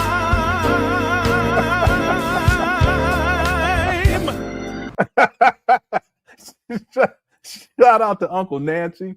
That's Umar's uncle. Thank you, Doc Nettie. Blackmar says, you think Umar taking them blue pills? I don't know. And I don't even want to speculate on it. I really don't. I know he has issues with blood circulation. He was talking about some other thing in that same video we covered the other day where there was a lady that does herbs. And he got to make me some herbs. And she said, for what? And he just ran off a whole list of stuff. I can't even remember what it was, but I'm not going to speculate on that. That's beyond the scope for me. I'll tell you, I ain't got that problem. I'll tell you that right now. Okay. Now I may in the future, because I'm getting older. I'm about to be 51. It may happen. Okay, if it does, I ain't gonna tell y'all. but as of right now, I'm good. Okay, thanks, Black Mario. It's that DeMar says the unmitigated goal to come up with this whole story only to slip up and truly speak his speech, thinking no one would figure it out. Weirdo. Yeah, this is a really good point because Umar, he's doing this live. He's going through the Predator Protocol live, and he thinks, and part of the issue though, DeMar, is that Umar, he doesn't have self-awareness like that. Okay. There's a lot of stuff that he does live that he shouldn't be doing, because that stuff, if you're going to do that, you shouldn't be doing it anyway. But if you're going to do that, keep it private. See, but Umar's been at this for such a long time that it doesn't even register. He's been living like this for a long time. I mean, this is the first time that we've seen it play out like this. The first time. But he's been living like this for decades. So I think what's happened with Umar is he's gotten so comfortable and his mentals aren't quite where they used to be, to where he does things, and things that he would have kept private, he does publicly now, because he's lost self-awareness. And I also think there's a part of him, his egomaniac and the narcissism. He thinks that he can just do whatever he wants to and there's no consequences. And then he thinks his followers, including the people that were inside of his chat room, are dumb. And some of them are dumb. But there were people in his chat room that were calling him out too. Like, didn't nobody ask that? It was like, didn't no brothers ask that? See, Umar was the one that was asking that. See? But yeah, the unmitigated gall. Absolutely. Thank you, DeMar, for the super chat. Lynn sent 750 jewels, says, let them cook. Okay, I was probably going off earlier. Every once in a while, I'll let it loose. Just every once in a while, not that often. Okay, thanks, Lynn. Randy, what's up? Says, weak game, Tunde in action. Yeah, it goes to show you. And again, if you want to talk with a woman, talk with a woman. There's deeper issues here. Umar's doing this indirectly, doing intel for the purpose of financial and sexual exploitation. It's warfare. These are mind games that he's playing. But the other thing, his main target are these young women. Okay, that's disturbing, and it should be to anyone. Okay, in my opinion, it should be disturbing to anyone, including Umar Johnson followers. So if you're going to have weak game, at least have that weak game with women of your own age, in my opinion. But a 50-year-old trying to get at these 20-year-olds, it's inappropriate in my opinion. Okay, and we're gonna get to the next video. You'll see how everyone's gonna see how far this goes. Thank you, Randy. Your kid, how's it going? Your kid will see it. I see this. Since 80 Jules says, clock it. Thank you so much, man. I appreciate it. Ryan says that man Lenon dropped the.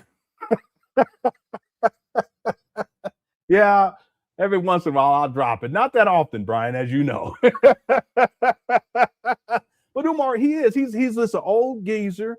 You know, he's out here preying on these younger women like that. That's a problem. See, some of these women that he was asking, they're younger than his daughter. Y'all don't think that that's anyone who thinks that that's okay? You know, come on now, we have to stop with that foolishness.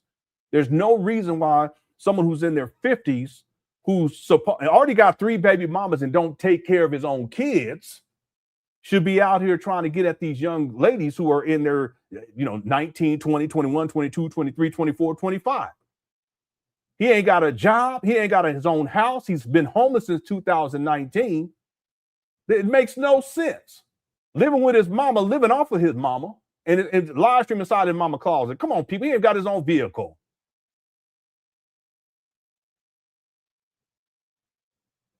Don't even pay child support, but he gonna try to get at these. Anyway, about to drop another one. Thanks, Brian. TJ says, fact, speak on it, Leonard. Yeah, thank you, TJ. I appreciate that. Tig says, and he has a daughter this age. Yeah, I've said that quite a few times. In the video we about to watch, this young lady, when Umar was messing with her not too long ago, she was around his daughter's age too. Thanks, Tiggs. Thanks, TJ. Thanks, Brian. TJ also says, Leonard, remember the clip of him on, I played, college tour? Oh, yeah, I can't play that one, no, because that's another example. These were teenagers. I can't even put it on the screen. These are teenagers that he was preying on. But he was using his camera. He's not asking him, are you single? He's following them around like a pervert and has his camera on their body parts. He was doing that in this one too, though. But he was doing this to these young ladies. There was 3 young ladies in particular, but one he was targeting mainly. If anyone's ever seen that, hit the one. You can still find some of those clips on YouTube, but it was all of them were on Facebook. I downloaded all of them. They were on Facebook, but Facebook, they have a policy that they implemented last year where they deleted all old live streams. So you won't see those on Umar's Facebook page anymore, but I have all of them. But it would be extremely inappropriate for me to show that. You guys remember, let me give you one quick example. You guys remember how, and there's a video from back in the day where Umar, he starts his live stream and he has it on this woman's body. Hold on 1 second. Here we go. This is from 2021, February 24th of 2021. Let me turn this around because they're going to say I'm looking at the queen's shapely figure. So let me turn. No, that's exactly what he was doing. He's saying they're going to say. No, that's exactly what he's saying. This is also a form of grooming too, because he wants to hear her say that to see how she responds. He wants to see what her reaction is. There's people who laugh about it, but the shit's not funny. See how he starts it on her body? Let me turn this around because they're going to say I'm looking at the queen's shapely figure. So let me turn this around. You know they like picking with me. See that? No, ain't nobody picking with him. He's just perverted. He just tried to blame it on other people. Just like he was saying that the brothers, they're asking if you're single. Well, you see how he was doing it? He was doing that to the little girls. Same thing. Starting the live stream and the body, don't even show their head. It just show their body from up here, from, you know, he's a pervert. You guys remember the plane video? Again, the point I want to make is that he does this to old women. He'll do this to young women. It doesn't matter to Umar.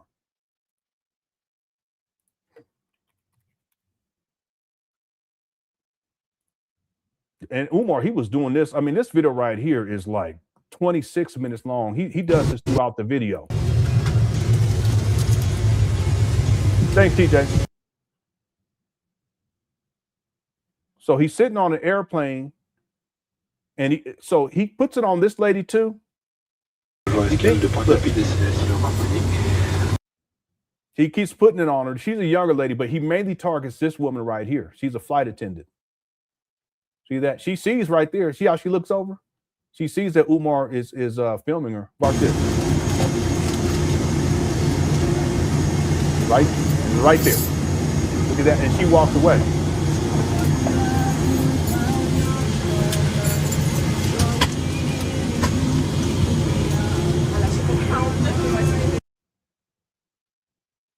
He's so perverted. Watch this.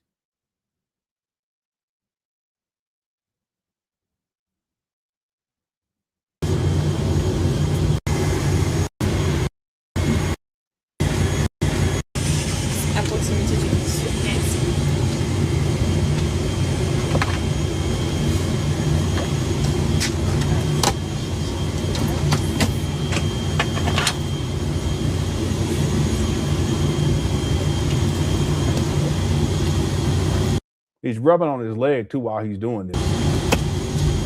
Now, Umar, I know you watching. Nasty freak.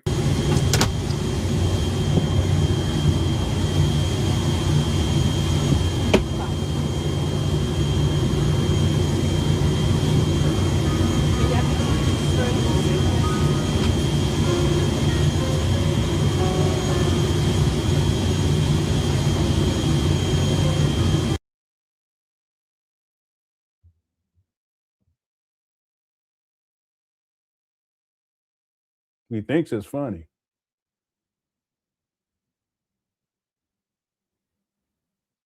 They putting on this young lady over here too.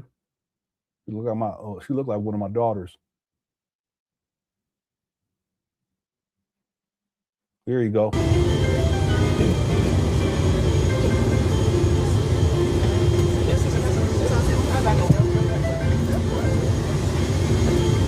See?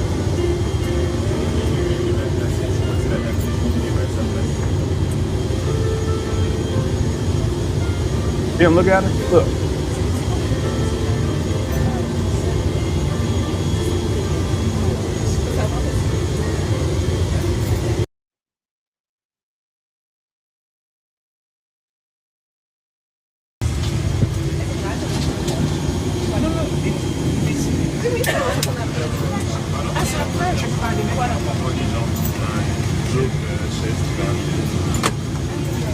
See that? And when she turned back, he tried to move the camera. He did this to that little girl too.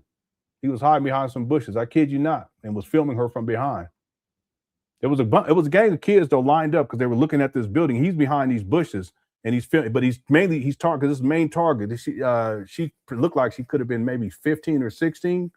And then you guys know how you could be standing somewhere and you feel like someone's looking at you and you turn around and there's someone looking at you. Well, that's what happened with this. But he had been doing this to her. No, ain't no telling how long. She probably was aware of it. It's a young. She wasn't even a lady. She was a girl. And when she turns around, Umar moves the camera back away. And then when she turns back to look where everyone else was looking, he puts the camera back. Okay, that's what he's doing here. Okay, back in the day, they used to call these types of people peeping toms. Okay, that's what Umar. He's a peeping tom. He's perverted. Any of y'all ever heard that term? They used to call them peeping toms. I don't know if they still use it, but back in the day.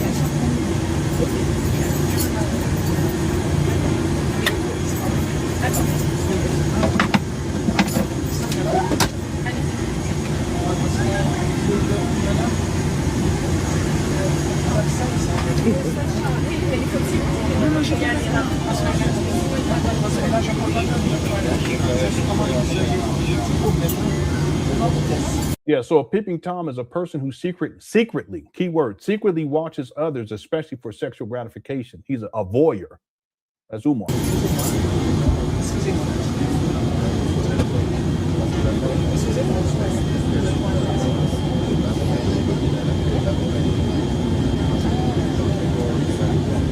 We got about 990 people. If y'all can hit that like button, our goal is 500.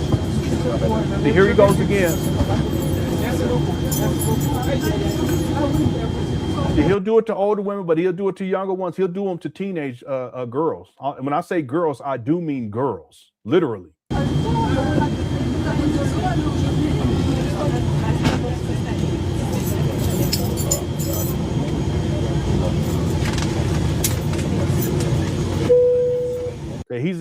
We're already 12 minutes into this. Let me skip through because he does this. And so he does it to this young lady too. And he starts rubbing on himself. Watch this. See this nasty pervert freak, this old geezer. You see him rubbing on himself? Look at him.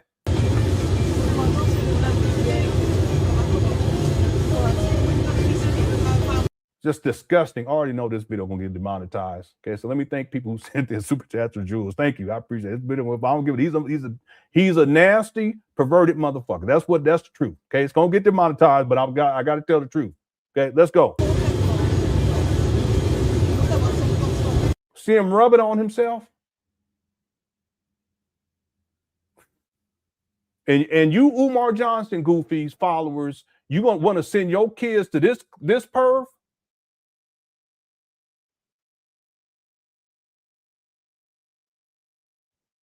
You Umar Johnson defenders, you gonna defend this perv?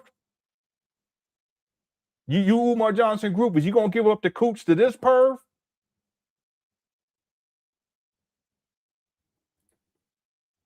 And he's live streaming it.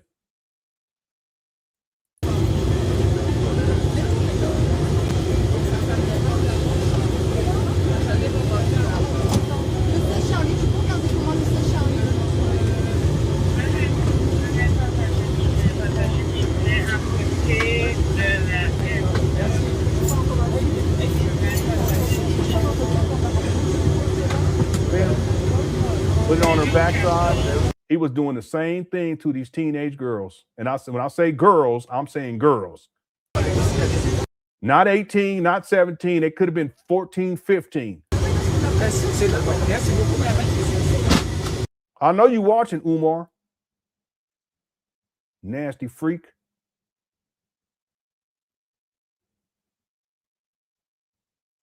This is y'all's principle.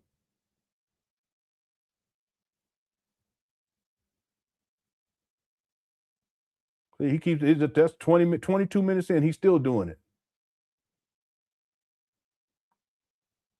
You have some goofy do some shit like this to one of my daughters and post this shit online. Y'all listen. Yeah, I listen. I'll be on YouTube full time because I'll go to jail and then I lose my job and I'm gonna have to be on YouTube full time. Nasty pervert. Let me do these rest of these. We're gonna get to the main video. Tig says Oedipus. I think you're talking about the Oedipus Rex complex. Yeah, he has enmeshment issues with his mama. We've talked about that extensively, Tig. See, what Umar wants as a wife, he doesn't really want a wife in terms of commitment because he got all these. I don't get that, man. Damn. Quality over quantity. Get one good quality woman instead of getting all the.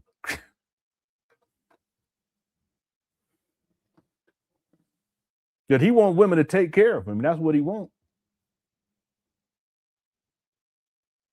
Anyway, thanks, Tig. Enterprise sent 10 jewels, a gold coin. Thank you, Enterprise. Estevada is 10 jewels, another gold coin. Thank you so much. I appreciate it.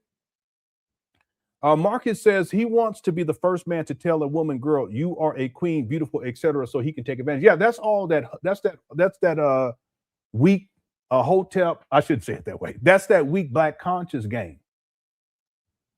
Oh, queen, oh, goddess, oh, queen, mother, oh, we stop.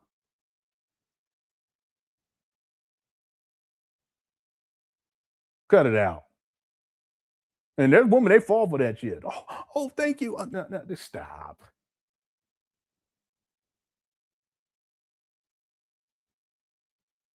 If he don't treat you with respect, it don't matter what he called you. He can call you a hoe. If he treats you with disrespect, it don't matter. He call you a queen. It don't make no difference. And yeah, Umar listen, the stripper he was dealing with, he called her a hoe and he called her a maggot. Hit the one. See, a lot of people don't know about that. But when he was up in them skins, you think he was complaining like that and called? No, he wasn't doing that when he was up in them skins. Huffing and puffing. But when she came out and told the business, he called her a hoe, called her COINTEL hoe. He still be calling women that did talk to, and then he called her a maggot. Now, what's the odds of Umar actually calling her a queen? It's extremely high. In fact, if I went to go look at the text message, I'm sure that in the text message, he probably called her a queen. Let me go look. I ain't going to show it to y'all, but I will be petty and go look.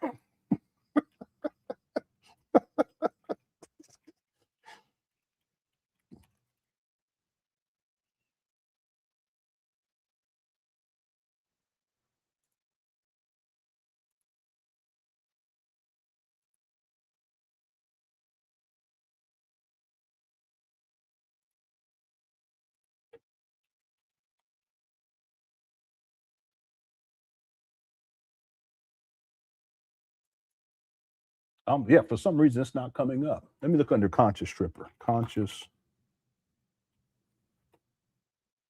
Yeah, it might be in here. Okay, yeah, here they are. She sent him a booty pic and everything. Hold on one second. You said whatever. You love when I crush your cookies. You drizzled and dripped all over me last time. It's just goofy. He's such a goofy. She sent him a booty pic after that. He said, be careful. She said, thank you, baby. I will. Gotta go twerk up my weekly FDMG donation. And then he said, you should be tired after last night and this morning. Get some rest. And then she said, tired and sore. Umar says, I'm sorry.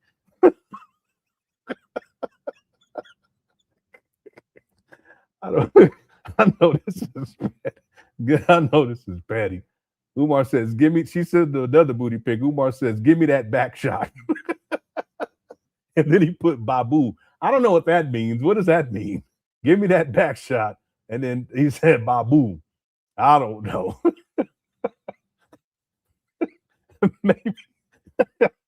Maybe that's a Philly thing this month. I don't know. She says, I feel like a balloon and somebody just let all the air out. This is when they was having problems. Umar says, no. Then she said, why do we always have to go to a hotel?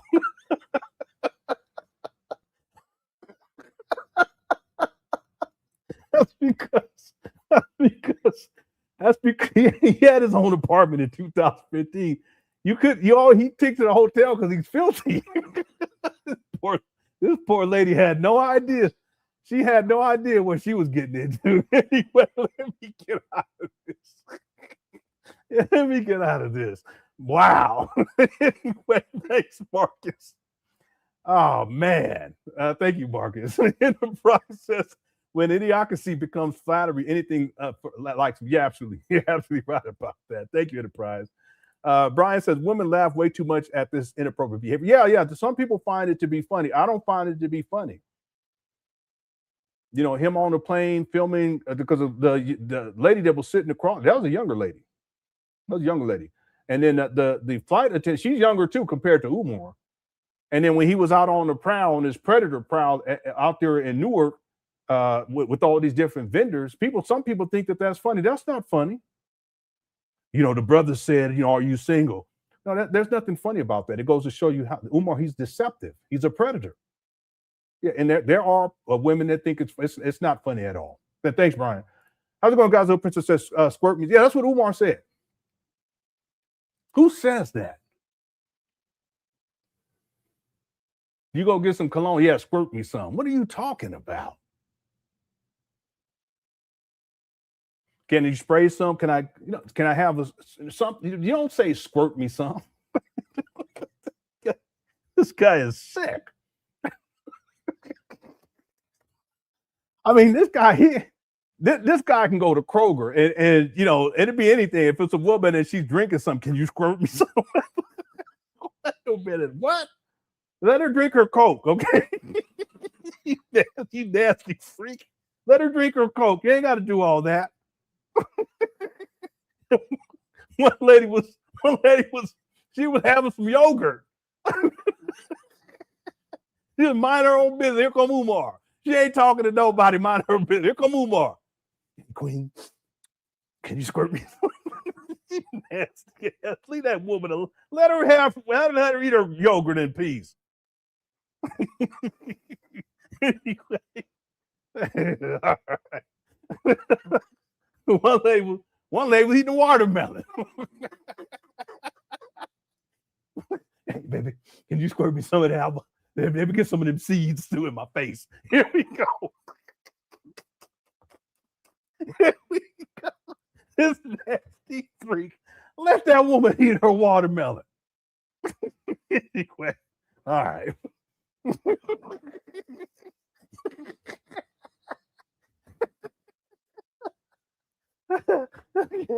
I went too far on that last one.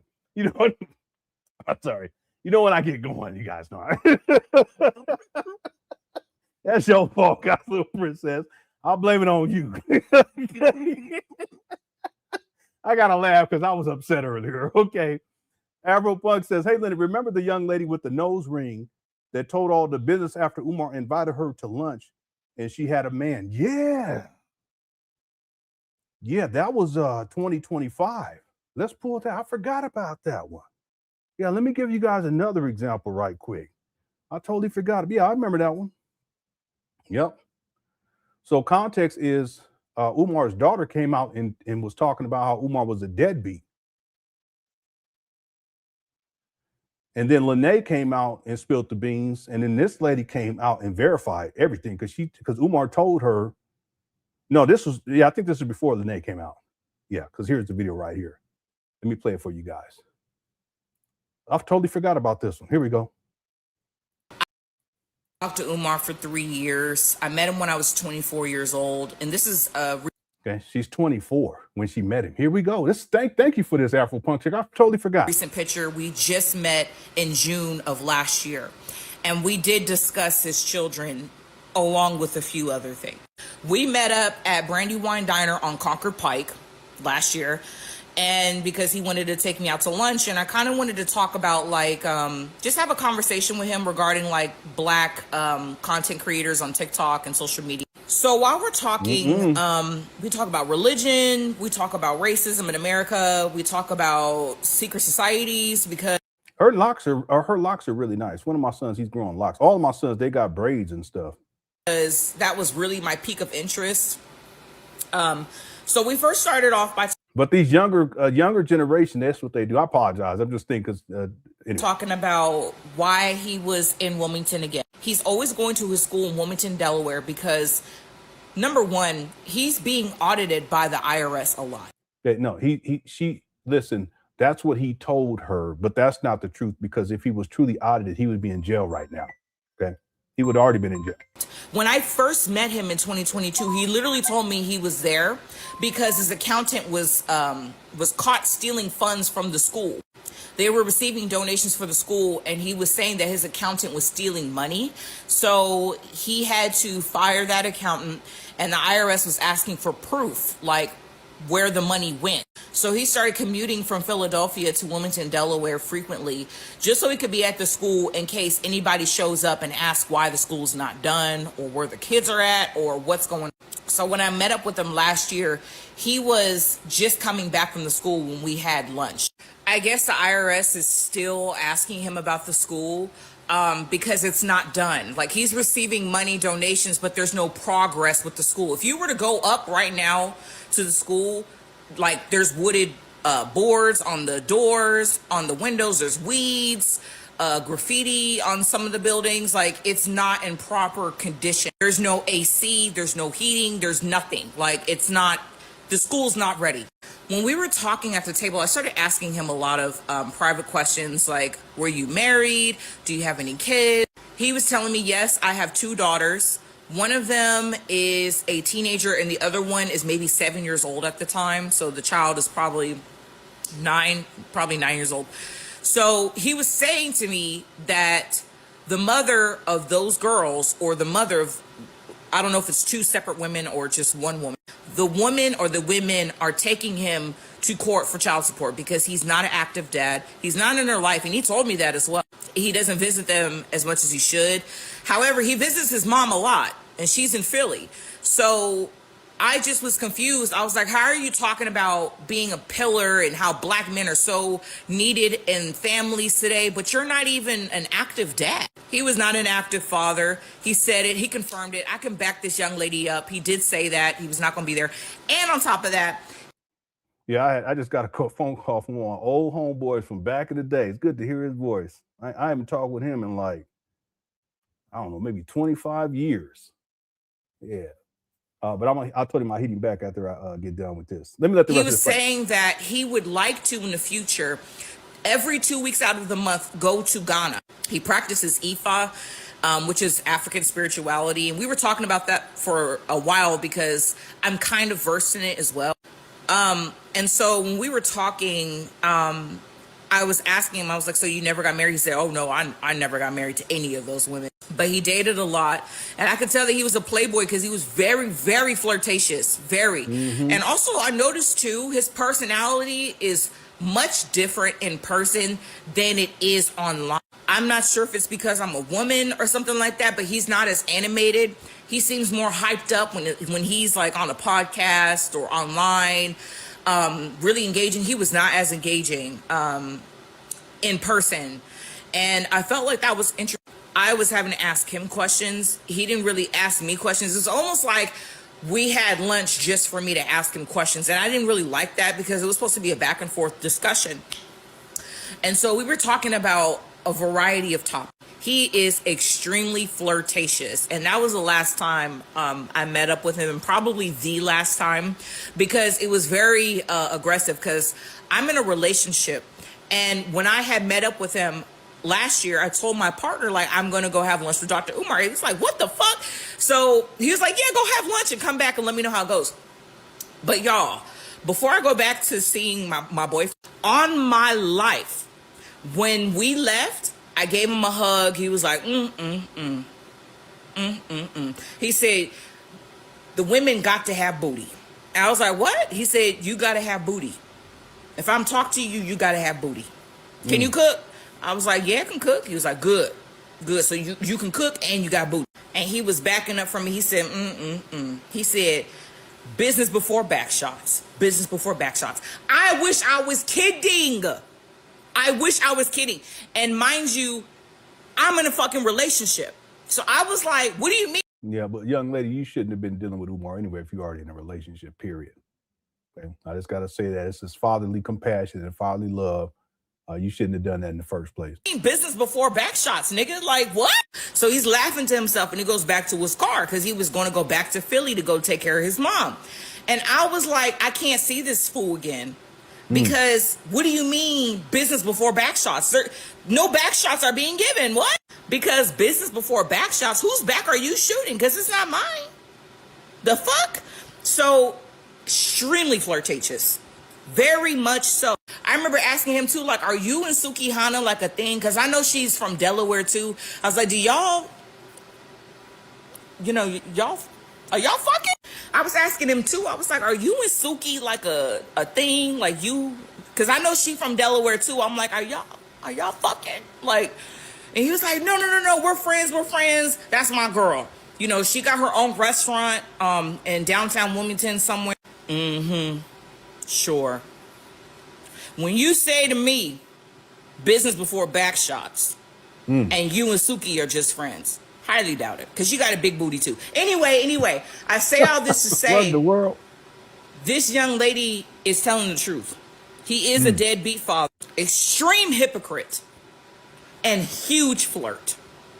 This is not the black man you think he is. He's loyal. He got a wife at home. He take care of his kids. He's not that type of black man. He is, he spreads his seed. Yeah. He told me he only got 2 kids. I feel like it's more. He's not. Yeah, no, he does. He has at least 3. 3 in Philadelphia. I've already verified that. 3, and I have receipts to prove it. I've already shown it. Hit the 1. I've shown it many times. He don't claim that 3rd one because he impregnated that lady when she was in her early 20s. He was in his early 40s. See, and that's another thing I forgot to bring up. Why are you getting 20-year-olds pregnant, Umar, when you're 40, 41 at the time? But you don't claim that baby mama.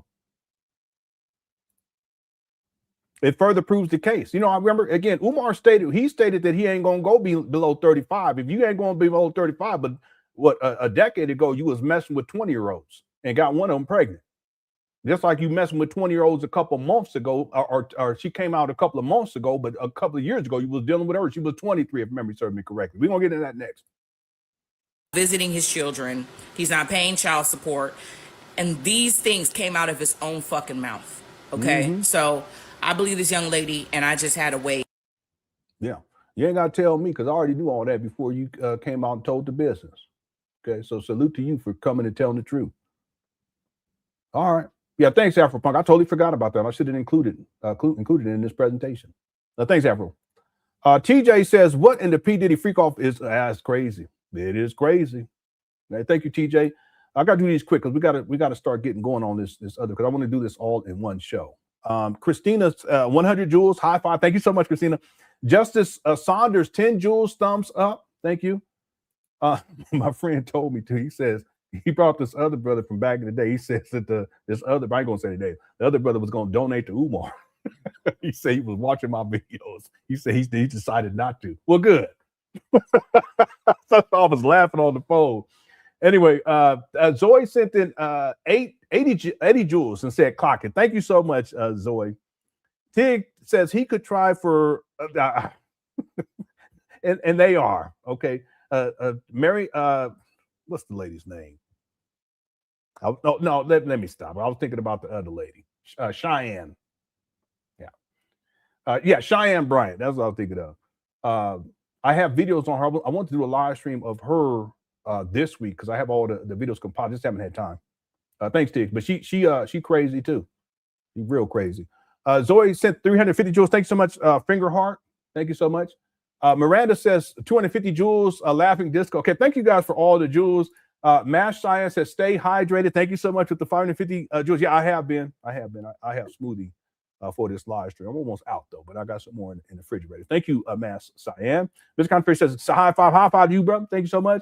TJ says he wanted herbs for his. Yeah, so in the video that we were playing before, there was a woman that was selling herbs at one of the I was gonna call it a stall, but she's a vendor. And Umar said, maybe you can make some herbs for me, something to that effect. And she says, well, for what? And he says, for prostate, liver, and kidneys. So clearly he has some issues going on in that area, okay? In those areas, if you will, of the body. Thank you, TJ. Zoe says, clock it. Thank you so much, Zoe. Phony Macaroni says, thumbs up. Yeah, by the way, if you're enjoying the show, make sure you hit that like button. Our goal is 500 likes. We are at 405. Okay, so we need 95 more likes. We still got 1,000 people. We got 1,000 people in the building. Thank you guys so much. If you're enjoying the show, hit that like button. It'll take you 2 seconds, but it makes a huge difference, okay, with the algorithm. And in this Umar content, this month has been way down all the way across the board. The same thing happened back in January. Umar's not trending. You know, it happens. I've seen this over the years. It's up and down at times, okay? Thank you, Phony Macaroni. Mass Science 440 Jules says, Uncle Alert. Thank you so much for that. Apicon, Gold Coin 10 Jules. Thank you so much. Enterprise says, but why you hating on a black man? I'm asking for Umar Simpson. Yeah, years ago, we put together a list of the top 10 excuses made by Umar Johnson followers, and that was one of the primary ones. You're trying to tear a black man down. That ties into you hating on a black man. Now, this ain't got nothing to do with tearing Umar down. Hey, Umar, he's already down. He's down bad. Been down bad for a long time. Okay. No, this is a public service, in my opinion, to keep these women safe, to keep these children safe, because they ain't got no business being around no children either, and to keep people's pocketbooks safe. He done scammed millions of dollars out of black people, and got, in my opinion, he got stuff going on over in Africa, and some of this money is over there, in my opinion. You're gonna take from black people over here, and okay, I'm gonna leave it right there. Thanks, Enterprise. Erica says Umar is a great speaker, brilliant. He should have kept that going. Yeah, but the thing is that in his heyday, and we've talked about this in the past. In his heyday, he was a great speaker, but he's fallen off. Part of it is mental health. Part of it is physically. You guys, we've talked about this recently. If you guys go back and look at Umar in 2014, 2015, 16, and see how he could command the crowd, he doesn't have that ability anymore. And there's different reasons for it. One is he's been scamming for such a long time. A lot of people, they just recognize that, you know, he can talk. He's a talker. That's it. He's not a doer. He's a taker. He's a talker, but he don't do nothing except run his mouth and collect money for a school that don't exist. But the other thing is that physically he's deteriorated significantly, and there's reasons for that. He has a self-destructive lifestyle. But the other thing is his mental health is deteriorated. As an example, Erica, if we go back to Umar in his heyday, he wasn't repeating things over and over and over again. He wouldn't do that. See, now it's habitual. He can't even stop himself. He'll say something, he'll repeat it 3 times, sometimes 4 times, and he can't even stop himself, right? So there's different reasons as to why Umar has fallen off in these regards. The thing is that he wouldn't have been able to keep that up unless I'm talking about being like this orator, unless he was living a healthy lifestyle all the way across the board. I'm not just talking physically. Okay, mentally, even in terms of relationships, healthy relationships with women or with a woman. See, if he had done that and really took care of himself and made sure that he was on the up and up and living a healthy lifestyle and a healthy life, yeah, he could have brought this into the future. But no, that ship has sailed for different reasons, and it's unfortunate because in addition to being able to speak well back in the day, he was given all the support from the black community that he needed to be successful. And here we are in 2026. He doesn't have his own home. He doesn't have his own vehicle. He lives in Section 8 housing with his mama. He doesn't pay child support on time. He's a deadbeat, don't take care of his kids. He's an absentee father, got 3 baby mamas, at least in Philadelphia alone. Done raised millions of dollars and is still scrambling just to survive. See? So he had everything that he needed, but he tricked it off. And it's nobody else's fault but his. He tried to blame everybody else and say everybody's sabotaging him. No, that's him. Thanks, Erica. Mr. Controversy says, how has this guy outlasted Polite and other scammers? That's a good question. See, I think for Polite, though, because of what he was doing and what he was charged with and convicted of, it's hard to rebound from something like that. And anyone who thinks that somehow Polite wasn't involved in that type of activity prior to him getting caught, okay, you're delusional. In point of fact, Sentendrey had talked about that back in the day, there were situations that were taking place and he was able to get away with it. Okay? So that wasn't nothing new in terms of Polite. He took a plea deal and he gets out he's supposed to get out in 2030. But the truth is that if he wasn't offered that plea, he would have been in jail for life.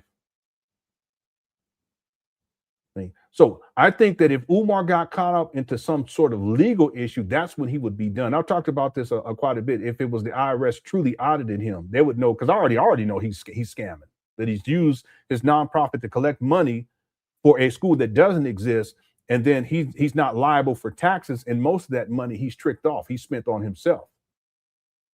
Okay, that's called money laundering. That's fraud. Okay, he should go to jail for that at the very least. But if he gets caught up on anything else, okay, he'd be done. He would be done, just like Polite. Okay, thank you, Miss Controversy. TJ says he's a voyeur, peeping Tom, deviant, you name it. Yeah, that's the term. He's a voyeur. He's in voyeurism. Okay, thanks, TJ. Brian says 10 mofo that truth.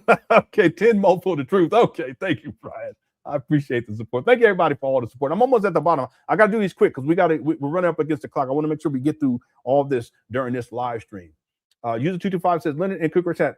What if he did this to someone you knew? Meaning, I said that before. Like if someone had done something like that to one of my daughters, where they're filming one of my daughters and focusing on their body parts and being like a peeping Tom, and I saw that I knew where to find that person. I already know how I am. I would be in jail. Okay, I would lose my job, and I'd be like, okay, well, ain't nobody else gonna hire me now. I don't mean to laugh. I'm just saying, I already know how I am. And my wife knows how I am too when it comes to keeping people safe. I don't play that mess.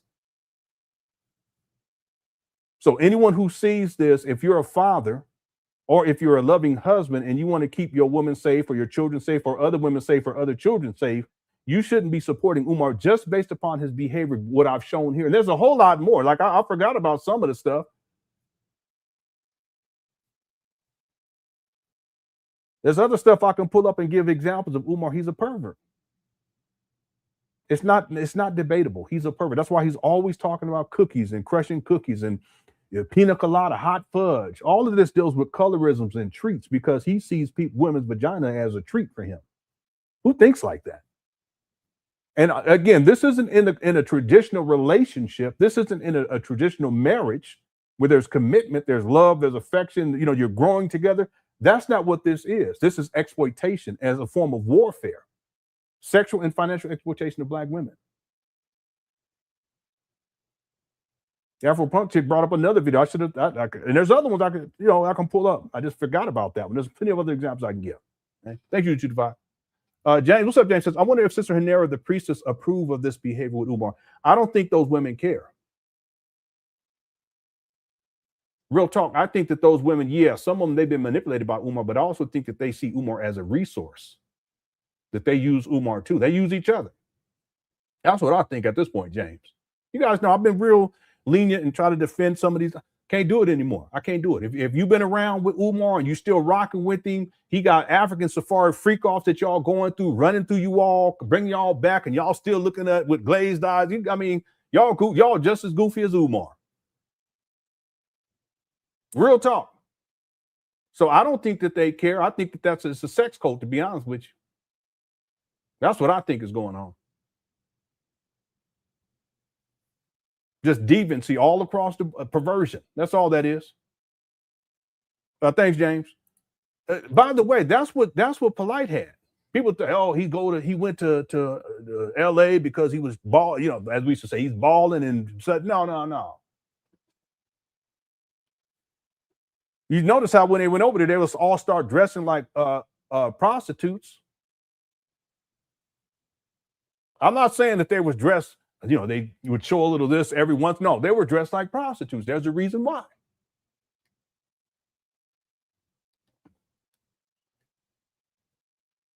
Thanks, James. D1957 said King Kong creepiness. Yeah. He's thoroughly disturbed. Thank you, D1957. Mr. Controversy says, Umar Johnson, the type of dude to put a mirror on the tip of his shoe to look. Yeah, if you get what I'm saying. Yeah. There's other examples I can pull up too. Again, the most disturbing ones was when he was doing the college tours and he was doing this to these girls, 14, 15, 16.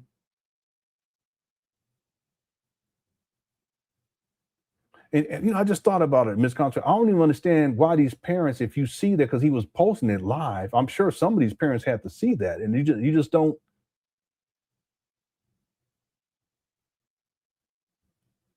And then there's people online that were watching, oh yeah, he's doing these wonderful things with children. No, look what he's doing. Listen, there's this one video where there's a little boy sitting next to Umar. Umar takes his camera, he's live streaming, he takes his camera and puts it under the table and so that the camera is focused on little boy's crotch.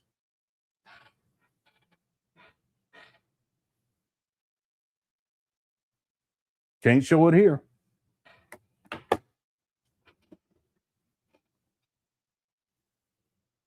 Thanks, Mr. Controversy Super Chat. QB sent in 2 jewels, 100. Thank you so much. I appreciate that. User 225 says 225. Make sure the Asians protect Lenon.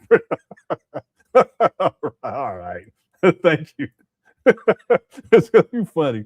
Mr. Controversy says, you think Umar Johnson called old boy King when the what in the world?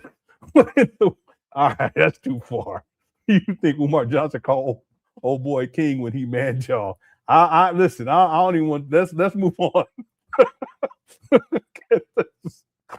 David, because TJ says, why do we always got to go to the hotel?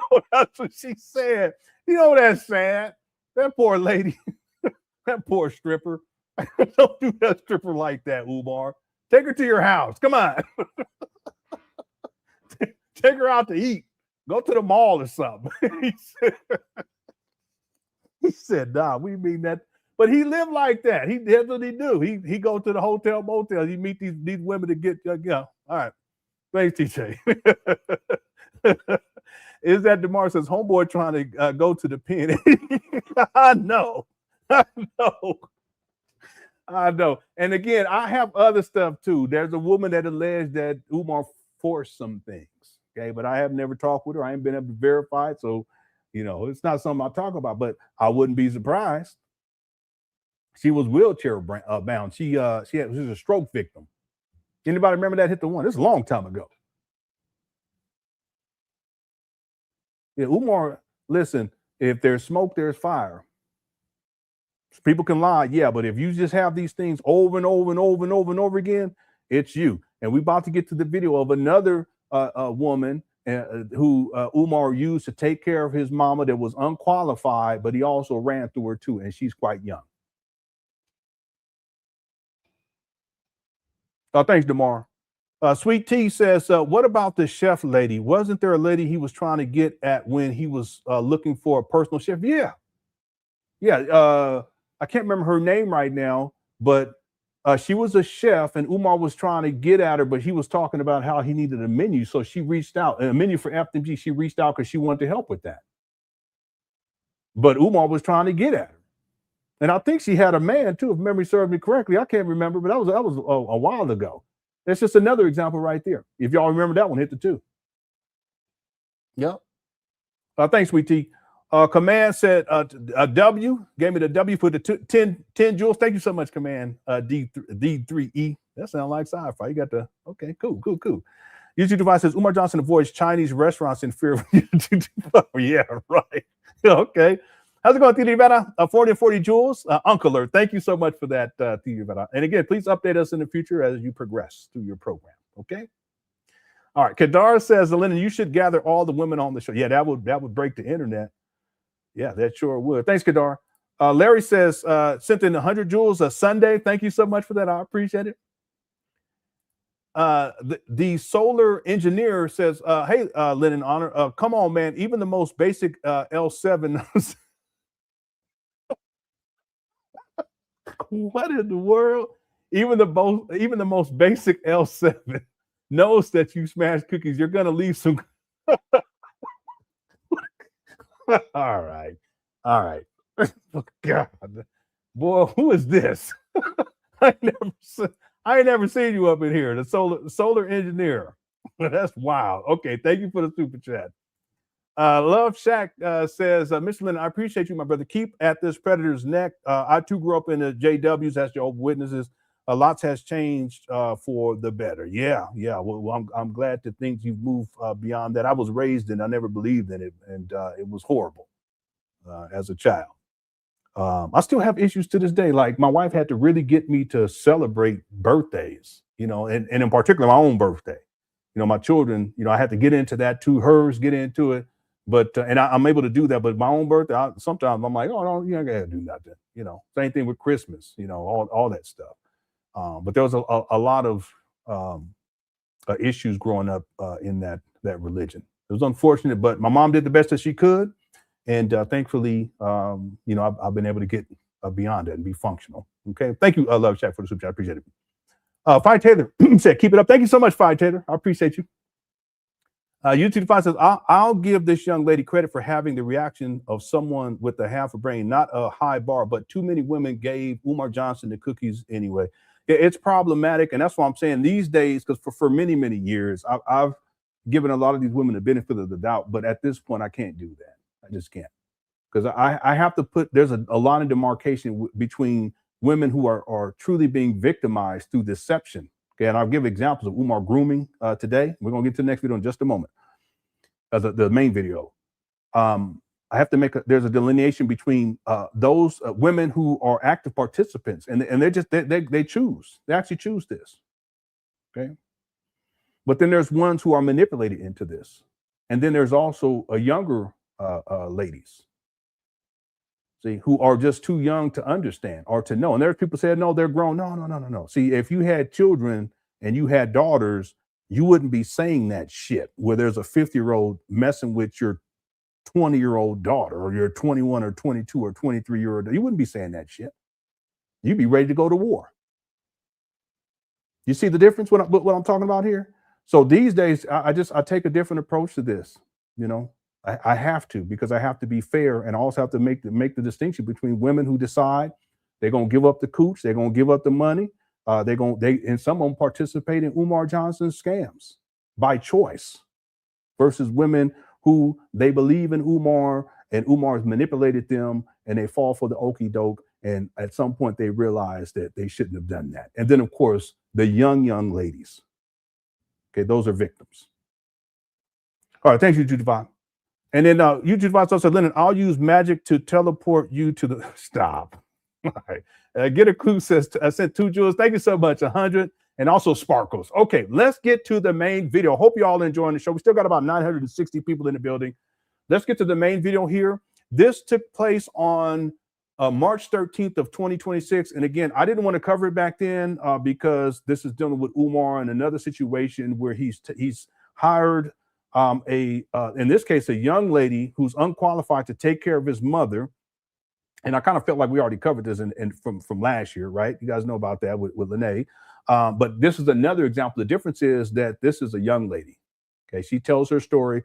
Before, let me preface this by saying that I did edit out the interviewer, a lot of his talking points, because it's not really relevant or pertinent. I just want to focus on this young lady. Her name is Mia. And then Mia has a sister who's there too, who talks quite a bit, but I've edited most of her commentary out because it's not really relevant. The main thing is to focus on what Mia has to say and for her to share her story. Okay. All right, let's get going here, everybody. There is a poll question. Should a 50-year-old school principal / psychologist be intimate with a 23-year-old young lady? 16% said yes, 84% said no. Make sure you get your vote in before we close out this live stream. And our goal for likes today is 500. We're at 470. We need 30 more. Okay, let's see if we can make it happen. All right, let's go. Yeah, shout out to everyone in the Cookie Crush chat too. Thank you guys for tuning on in. And also thanks to the mods for handling business. Bunk sent the 440 jewels, says Uncle Lloyd. Thank you so much, Bunk 517. I appreciate it. All right, let's go. How did you meet or find out who he was? Well, I knew about Umar since I was like a teenager. I'll say like around 16 years old. So I've been following him since like around 2017. So I already knew who he was, and like, how I told you I went to school for a couple semesters, and he inspired me to major in psychology and stuff like that. So like he was like a real like inspiration to me until I kind of, found out who he was. But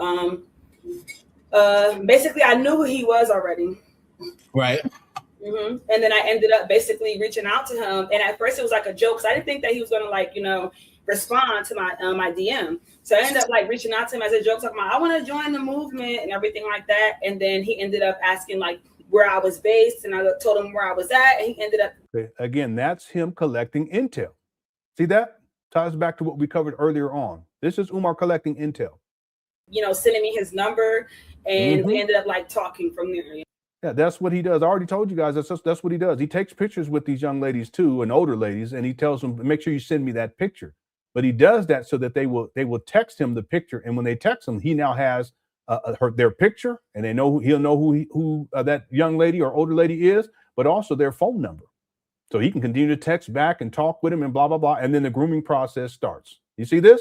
You know, and it started going from Instagram to, you know, phone and iMessaging and stuff. Yep. Okay. That's the grooming. It escalates. He pushes the envelope, even the communication envelope. Did you want to contact him because of who he was and what he stood for?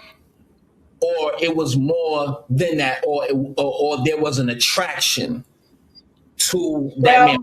I could say it was, you know, partly like an attraction, but also I love like what he stood for. You know, I have a whole Malcolm X quote tatted. Anybody really knows me know I love, like, you know, the black activist thing. You know, I love Malcolm X. You know, I was very much like inspired by him.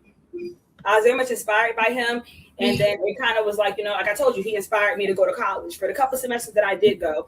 And, you know, it was kind of inspiration, a little attraction. It's just a little bit of a joke, you know, I just hit him up. So it was all like a joke, attraction, and like inspiration. And I love what he stood for and what he was trying to do with everything, you know, with the school, to what he was preaching about with the Pan Africanism, to just everything, you know, the psychology thing, just him being a black psychologist, it distracted me. Right. So you know about him when you were 16. So I didn't meet him when I was 16. No, I didn't say that. I said you knew of him when you were 16. Oh yeah, I knew of him. I was following him on Instagram since I was 16. Mm-hmm. So I had to ask you, love, how old are you now? I just turned 25 last month in February 15th. Big Aquarius.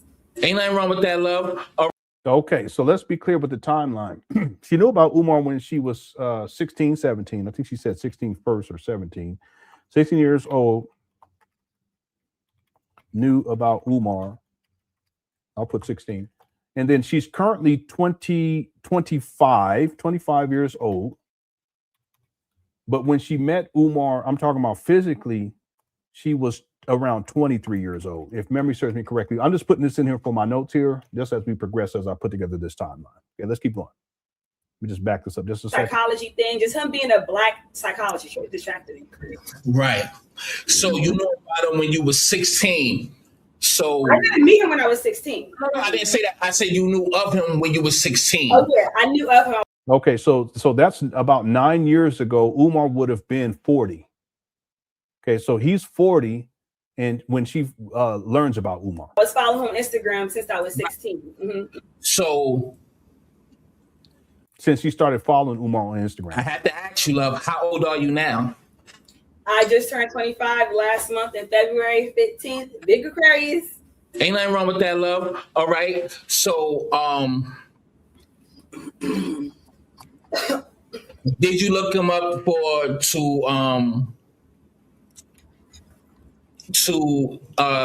you know, get at him? Was it more to it than just a movement? Did you wanted to get the know? Matter of fact, no, let me, before I ask that question, you knew all the things that was happening, like, you know, Siobhan and all the things that was happening with them, and females was coming out, not to beat them down or anything like that. So you knew all the positive and the negative shit about him, right? No, well, we didn't know. I didn't know him personally, and I didn't know any negative things about him. I did see a few memes of him, typically from like serious moments, because you know how memes are from like serious moments, you know, making jokes of people. But I didn't really know that like he was like fraudulent until I met him. I kind of still looked at him as that psychologist person. I'm not really big on Instagram and things like that, so I didn't really look into his life. I'm not one of those people who just be on the shade room or see what Ari got on today, what Jada Waiter doing. I'm not that type of person, so I didn't really know of like the things that were being exposed about him. Yeah, this is a common theme. I just have to say this as a public service announcement. Women, you have to do your research. Young or old, you got to do your research these days. I mean, you got to do your research even back in the day when I was growing up, but in particular with the advent of the internet and people getting online and just being pretentious. You know, Umar, he can talk a good game and Black Pan Africanist and queen this, my queen, and all this. Okay, listen, you got to do your research. Okay, I'm going to say it. It's for you, especially for you younger women. You got to do your research before you give up the cooch. You got to do your research before you spend any private time with anybody. Hear me on this. This is fatherly love, fatherly compassion, fatherly guidance. You got to do your research, especially if you're dealing with the online space. Because people in the real world will misrepresent themselves. People online, they misrepresent themselves all the time, and especially Umar. So you young ladies who are watching this, do your research. If you got some good men in your life, older men, right, who are like fatherly types, protective of you, hey, can you look into this guy for me? What do you think? They'll tell you. Any man who got some sense, they'll look at Umar and they ain't got to do much research either. They say, okay, he's a bum from Philly. He's a pervert, and you shouldn't be dealing with him, period. So young ladies, do your research. Older ladies too, but in particular younger ladies. Before I actually knew him, and then I started hearing about things, and then I started seeing things for myself because now I have a more, clear perspective. Yeah. Right. So, all right, what led to you being his mother caretaker? Well, after the DM and everything, he started texting me and getting my number. Like I called to him because he gave me his number, and then we started, messaging, and then it led to phone conversations for about a couple of months. And I'm kind of nervous on this interview, but in real life, I'm very talkative. I'm very open about everything. So he understood that, oh, well, she's an open person. She's young and then she's attractive and she seems trustworthy. I want to meet her in person. I think she's a good candidate for caregiving for my mother. So no. She's 23 at that time, right? James, she's 23 at that time. Yeah, you right on that too. Okay, that's why I'm very specific. I'm talking about good men, fatherly, who are like fatherly types, not the ones that is going to try to run game on you when you ask them about some other dude. That's why I had to make that clarification. Thank you for that. You also be careful about that too. Okay. But the point I want to make here is that she's 23 years old at that time, or around 23. She could have been younger than that, because I think that's when she says that she would first start being intimate, but that doesn't mean that that's when she first started taking care of Umar's mama. She's not qualified. See? Ain't no telling how many women, young and old, that Umar has used to take care of his mama. And that's part of the game too. Yeah, I think you'll be a good person to take care of my mom. I love my mom. It sounds nice, doesn't it? But this young lady's not qualified, but once he gets you there, you see? Diabolical. Umar used his own mama to groom these women.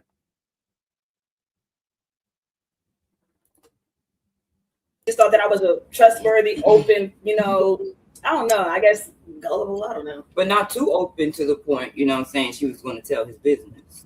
Oh yeah, so he did think I was very trustworthy. So we had to establish some trust first, and it wasn't going to even get to this point because I'm not looking for clout. I'm not a clout chaser. I don't even be on Instagram posting too much. So it was just it kind of got to this point for a reason, and I didn't know if he was going to be like this, or I was going to witness things I witnessed, or go through the things I went through. But now it's it came to this point where I'm just going to go to social media and try to get the story out, because it's it just came to a point. Were you surprised at how his house looked? What were the things when you got there at first? So when I was texting him, and then the day of meeting him, he was telling me, prior to going to his house, he was telling me that, his house is a humble home. When I was with my friend I used to mess with, Benz, and she was telling me oh, he's talking about he's broke. So I'm like, what? Humble home means broke? And that's when he was like, yo, so I showed up. And you're meeting someone that I just told you I was so inspired by him. I really had aspirations to be an experimental psychologist. It's just that my path kind of deterred a little bit, but I will be back on track and back in school like my sister in school. But it's I'll be back in school. So I'm telling you, I was seriously inspired by this guy. I really loved him. I was following since I was 16. He literally inspired me to go to college. So when I'm sitting here and I seen him, I wasn't really looking at everything and taking everything in. When I seen him for the first day, I'm just looking at him oh, we got in front of Umar. And I'm just looking at him oh my gosh, And it's kind of like he's trying to look like, okay, and like the way he was moving was kind of like, well, maybe she likes me so much. Let me see if I can like get her to not really think about, everything and take everything into like, account that like, It wasn't really until I was able to like point out a lot of the work environments, like the physical hazards or like the mold or the bad air quality. I don't think it was mold in there, but Siobhan said it was mold, but I didn't see no mold in there. Mm-hmm. But after a while, when it started getting like after the whole, the thing and like the lust kind of got out the window, and then I start opening my eyes like, yo, he's supposed to be a psychologist and he's looking like this. And then I start like, I started experiencing a lot of brain fog because I guess like the stove doesn't really work properly, and it's kind of like causing like carbon monoxide in the air. I start realizing like, dang, I don't think the mom is going out too often unless it's to a doctor's appointment, and he has like the house boarded up. So I'm like, dang, so there's no fresh damn. Goodness gracious. air. Then you start really taking a step back, and then you start, looking around and like, oh yeah, this ain't right. So people are like, oh, why you notice so late? Well, then again, you are going through things, and at the same time, I was looking at somebody that I kind of was like not really an idol, not really idolized, but looked up to, was inspired from, and it was like, dang. So I didn't really look at everything until like, around the time, This is what I meant right here. So what picture is this that you just showed me, right? That you sent to me. Can I zoom in on that? Sure can. Okay, so right there. Yeah, that's what I was going to say. Even as a psychologist, it seems like it's hypocritical for you to subject not only your workers but your mother to this type of living environment, knowing how it can impact not only your mental health but your physical health as well. You know what I'm saying? Yeah, filthy. Just filthy. This is how he got his mama, his Section 8 housing, and he stayed here. Look at that. Again, like I was saying earlier, that's why you got to do your research. If we go back to 2019 when Umar flipped his phone, look. Strong alpha males, send those resumes in. FDMG resumes at gmail.com. FDMG resumes at gmail.com. Look at that. He's a hoarder. Filthy. Gmail.com. FDMG resumes at Okay, this is when he had his own apartment back in 2019. But by the end of 2019, he gets evicted, and he lives in and out of hotel motels for part of 2020, and then he moves in with his mama. He's been living with his mama and off his mama since that time. Look at this filth. And this is Umar, his apartment. Wasn't nobody else living there. This is him, filthy. He's a hoarder. Like I was saying, when he was dealing with that stripper, and the stripper was like, why we always got to go to the hotel? Well, he's filthy. What, is he going to bring you here? Long time ago, I talked with this lady offline, and she actually spent time with Umar at this apartment, and said that she was shocked because when she went in, it was filthy, but then in particular, the kitchen, it was molded food and old plates, food in the sink and piled up and shit. And she said it was weird because he's like a little child. Because she thought, what he does online, just like this young lady, people are deceived by this shit. Just filthy. So that's why when he moves into his mama's spot, it doesn't change. This is who Umar is. He's filthy. DMG resumes at Look at this. This is up the wall. It's up the wall. Email.com is what we're looking for. Okay, and then he moves in his mama. Here's from 2020. See, this is Umar in his mama closet. He accidentally flipped the phone, and it's just filthy in there.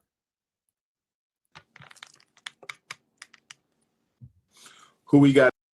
Look, there's a sack of potatoes in the corner, and this is a small space. This particular area, because I already looked at the floor plan in my research, it's like a side closet with a little barn door that you move over like this, and there should be a washer and dryer in there. But instead, Umar, he throws his shit in there. This is his shit, not his mama's shit. You see the oils, the probably beard oils, and who knows what else, and the Egyptian book, and a sack of potatoes. The walls all filthy. Okay, it's not going to change. In fact, I want to be clear about something, that even FDMG, he's turned FDMG into his own personal storage. I know I've shown this, but I got to show this just because I want people to be clear about, as this young lady, Mia, I think her name is, as she's talking about the living conditions, and she has video of it. Umar has a history of living filthy like this. And in point of fact, even FDMG has become his own personal storage. Look. Peace and love, black family. This is the Prince of Pan Africanism, King Kong conscious. So the video where he's talking, that's 2019. Look at the gym. There's not much stuff in there. Look at it. When Umar gets evicted at the end of 2019, he moves his personal belongings into the gym and he starts living out of hotels and motels. And that's what we see in 2025. That's when he showed this. And he acted like this just happened. No, this is old. These books, he says, they destroyed my book collection. Why do you have your book collection in an abandoned gym with no ventilation, no HVAC, no electricity, if they're so valuable? Well, Umar, he didn't want to buy a storage space. He just put this shit inside these trap bandos. And look at the difference between 2019 and 2025. I'll let it play. There goes Tiff the Griff.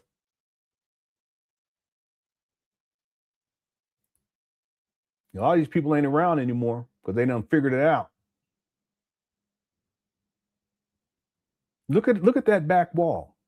That's the same back wall on both sides. Look, and you see all that trash back there. That none of that's in there back in 2019. I don't even know what. It's confusing to me why there's shit piles of trash and I don't even know what it is. Just packed up half the side of the wall back there. But if you look at 2019, none of that's there. I don't even know what that shit is.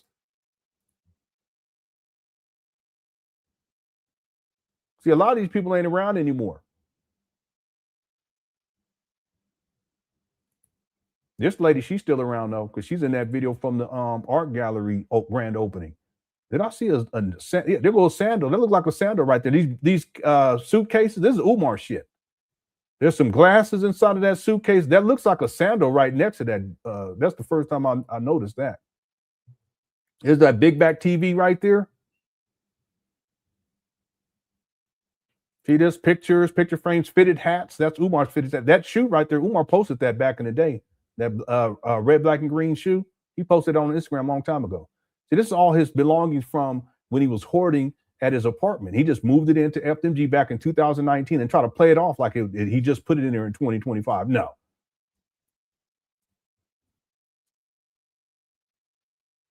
And there's that big back TV. So if we go back to the first video. Alpha male, send those resumes in. FDMG resumes at gmail.com. FDMG resumes. See that big back TV over there? At gmail.com. Look, see it? That's them old school TVs from back in the day. My grandmama had one of them. FDMG resumes at. Look at that. Well, that's the same TV we see right here. See it? Let's put it on the ground. There we go. So Umar's living in filth, being a hoarder, this is nothing new. He's done the same thing in the small gym. I'll pull up an example of that in just a moment. Okay. But this large gym, it's a mess. The small gym is a mess too. The small gym used to be cleared out as well. See all these bags of clothes? This is Umar Johnson's clothes. It just puts them in trash bags. All right. So I just want to make the point, when this young lady's talking about the filthy living conditions, if she had done her research, she would have already known. Right? Because this is all out there. We've been talking about this filth for a long time. Now, I didn't get the video of him flipping the phone in his mama closet because by that time he's living with his mama. I didn't get that until I think it was the beginning of this year, towards the beginning of this year. Shout out to the person who sent it to me. But the video of him flipping his phone, we've been talking about that. That goes back to 2019, 2020. And people got to do your research. Okay. So if Umar lives filthy like that, as a bachelor, as it were, in his own apartment, why would people think? And then he turns FDMG into his own personal storage, and that's filthy. Why would people think that somehow he's keeping a house and keeping his mama's house clean? Okay, let's go back to the video. You know, this is what I meant right here. So what picture is this that you just showed me, right? That you sent to me. Can I zoom in on that? Sure can. Okay, so right there, that's what I was going to say. Even as a psychologist. Ain't no way, y'all. it seems like it's hypocritical for you to subject not only your workers but your mother to this type of living environment, knowing how it can impact not only your mental health but your physical health as well. You know what I'm saying? Right. Mm-hmm. And that definitely looks crazy right there. Yeah. That's his bathroom. I'm gonna show the video of the house in a few minutes. So, all right. So the living conditions as far as his mother, the whole like what is her living conditions? Like her room, and because Siobhan says that she had bed sores, and you telling me the same thing. So how is his mother really, really being treated in that household? And living conditions? Well, basically, in my opinion, she's just being strung along. So I believe that he's receiving like a check and housing authority and a lot of a lot of benefits from the taking care of the mom, sort of like you would get if you were like taking care of a foster child, or if you would, you get benefits. So I think he's just stringing her along for the extra benefits, and it's really weird. She's not really living. She doesn't really get to see daylight unless she goes to her appointments or something like that. And it's like he claims to take us to the movies. I'm like, that was one time and it never happened. But it was just like, she don't really see daylight. It's not how someone, it's like, it's so pathetic you can laugh at it, but it's not how someone should be dying. I would say someone shouldn't be dying in that environment. I don't think that he's I don't think that he's intentionally abusing her. I just think that the way that the person he is, it gets some to be like, kind of not able to understand how to properly care for someone or actually care for that you claim that you love. And he claims in his interviews that his mom's his first love. Well, you didn't invest anything into that house to upgrade her, living conditions. You didn't put anything even into your own life. You should put something into that bathroom, anything. It just doesn't show. And I want to get on that topic in another conversation or another whatever, because and isn't it interesting? We covered this, that Umar, around the corner, part of the women that are in his harem and in his cult, they actually opened up. They did the grand opening. Let me pull this up for people who didn't see the video from yesterday. Make sure you get into the archive and check that video out from yesterday. But they did the grand opening for the Alumni House Art Gallery. This was on the 25th, 4 days ago. And I broke all this down. Shout out to James too for helping me with the research and with dealing with the whole situation with Sister Hanera and all that stuff. But Sister Hanera explains. I'm just going to say Hanera shit. Hanera explains that, and what the records show is that she purchased the. Well, she didn't say that because she has aliases. Let me pull this up and show this to you guys. Just give me 1 minute on this, okay? We run up against the clock. But this is it right here. If you look, the grantees upper left hand corner box and just scroll all the way down, you see Ebony E. Broadway. That's Hanera. She has different aliases, and purchase was on May 23rd of 2019 for $25,500. She claims that she got this money from other members of Umar Johnson Ifatune University. These are older Black people. And what they would do is once a month, they would travel to Umar, and he would give a 12-hour class or whatever, and they would go around and drive around and all this kind of stuff. Okay, we covered all this. But she claims that from those graduates, if you will, older Black people, that she got money to actually purchase this building. It's a house. This is 2.5 blocks from FDMG. Look at the date. The date here is May 23rd of 2019. And then what happens is, and again, Umar Percy's trap ban was February of 2019. Okay, you see the connection here? But then what happens is that September 8th of 2021, she transfers this over to her LLC, Nation Builders Capital Investment Group. And we went over all that too. Make sure you get into the archive. All right. Now, I want to show something because James, I was negligent the other day. I forgot to show this. And James reminded me to show this today. Let me show you one other thing here, because it kind of makes all of this, well, it's not that it's a good thing. I can't say that it's a good thing. Let me see here.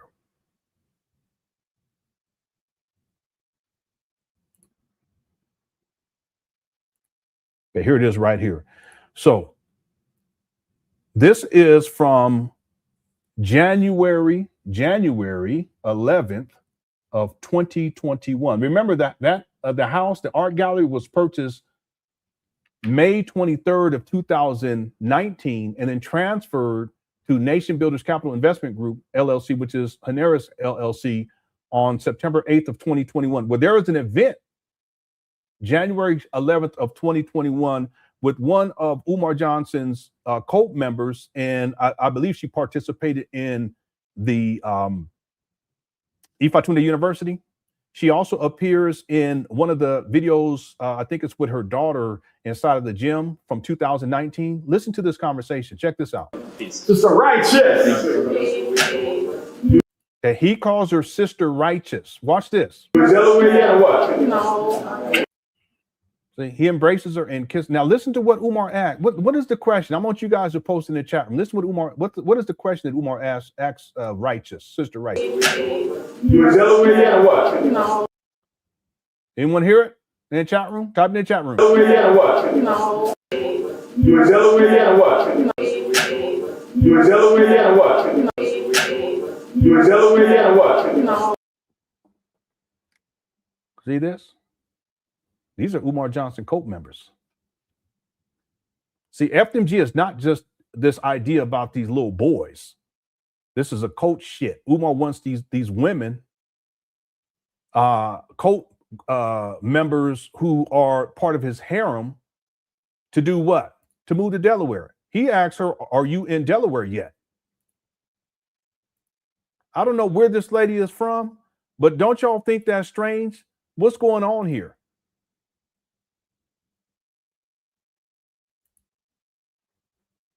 Let's keep going. Righteous. Delaware, what? No.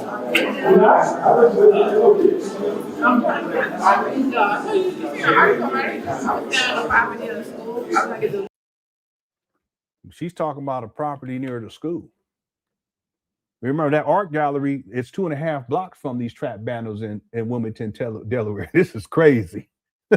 I got to put both earbuds in because I ain't listened to the whole thing. Let's go again. Delaware, what? No.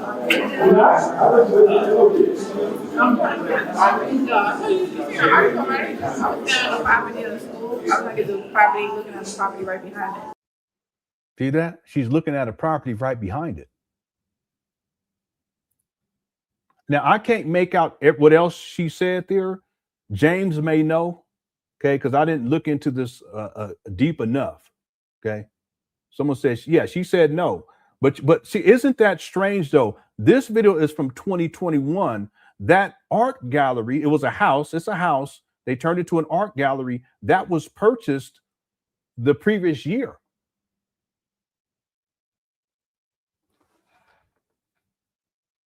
So if it's purchased the previous year, why is this woman talking about she's looking for a house near in back of FDMG? And Umar, he knows about it. He knows about that art gallery it's a house that was purchased. Look at this. He knows about this purchase right here from May 23rd of 2019, 2.5 blocks from FDMG, and FDMG was purchased February of 2019, 3 months later. This is another person though who purchased this. This is Ebony E. Broadway. This was Hanera. She part of Umar Johnson cult too. But this other lady, Umar is expecting her to buy a house over there too, and she's looking one from behind that's behind FDMG. What is going on here? And again, this video is from January 11th, 2021.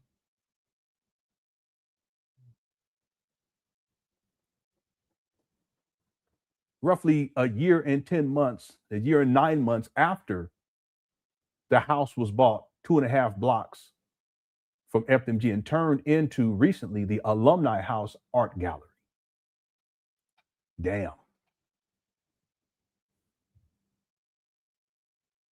So let's listen to it one more time, then we're gonna get back to the main. Again, Umar will go for the older women, single mothers, but he'll go for these youngins too. Let's play it one more time. Sister Righteous. Delaware, what? No.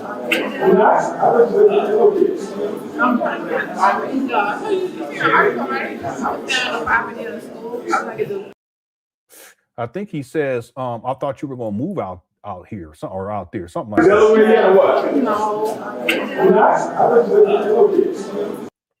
Yeah, I thought he said, I thought you something. Let me turn this down because it's a little loud on my Delaware, what?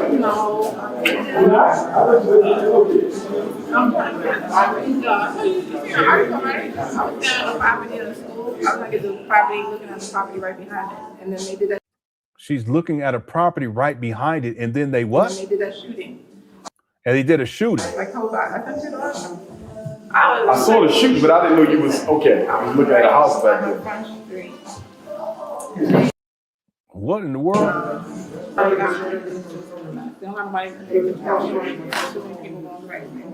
Everybody heard, and it's okay. Like the biggest fact. Yeah, Umar doesn't want her talking like this either, because he see how he looks over. He looks because he doesn't want this to be recorded. Look, see that. The other thing though too is they cut it, because ain't no telling what else she may have said. You see how they cut it right here? Yeah, it'd be interesting to get the whole conversation.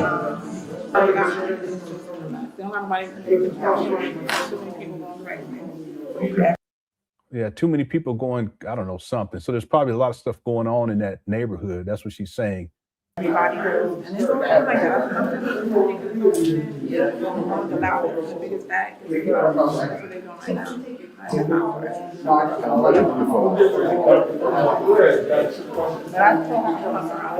Yeah, you can tell Umar, he didn't want her saying all that. You can tell by his facial expression. You look at him.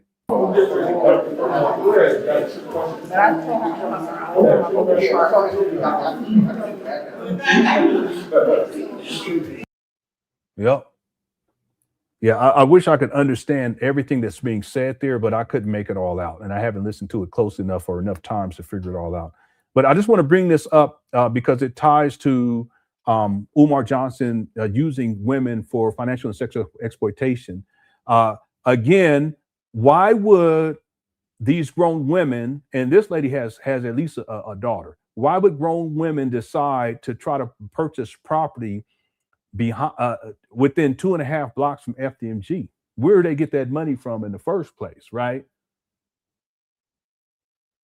But even still, I thought this was about opening up a school for Black boys, not having your harem and having easy access to these women like this, Umar. Yeah, he was uncomfortable because she was telling all the business. All right, let's get back to it. Let me get caught up with these super chats real quick. Stay hydrated. Yeah, I think I got to go get me some. Matter of fact, I'm going to do that right after I get done with these because I ran out of my smoothie. Thank you, Elaine, for the 550 joules. Stay hydrated. Thank you so much. Ujiva says psychology thing, not to mean God, she's no, don't do that. She's young, bro. She's and I here's the thing. It's not just that she's young. Okay, in this video, she's 25, but she's immature. Because there are people who could be 30 but immature. There's people who could be 15 but mature. You guys know what I'm saying? And you listen, UG25, you'll realize this as you get older. Okay, this is the truth. Okay, so what I'm saying is that this young lady is already young, and when she meets Umar, she's young, but she's also immature. She's not just immature when she learns about Umar, but she's immature when she meets Umar. In fact, now at the age of 25, she's still immature for her age. You guys understand what I'm saying? See, Umar preys upon that. That's why, listen, when you listen to this young lady talk, and listen, I'm saying this as someone who has children, I'm a father. When you listen to her talk, she actually reminds me of Umar's daughter. And Umar's daughter is younger than her. Not too much younger, but younger than her. Okay, so let's keep that in mind as we watch this. Usually the 5 says, why is the sister even there? Yeah, well, that's the reason why I kind of edited. I think she was there for support, but I edited out most of her commentary. Okay, I can't. Some of this stuff I can't read, bro. May says some are mocking her. In my 20s, I fell for the okie doke, but with young men, poking fun at women who come forward silences others. It protects. Yeah, predator. Yeah, I would encourage people not to do that. And if there's people doing that inside the chat room, I would encourage people not to do that because, again, when you get older and you have children, if you have children, particularly have daughters, you'll see this a whole different type of way.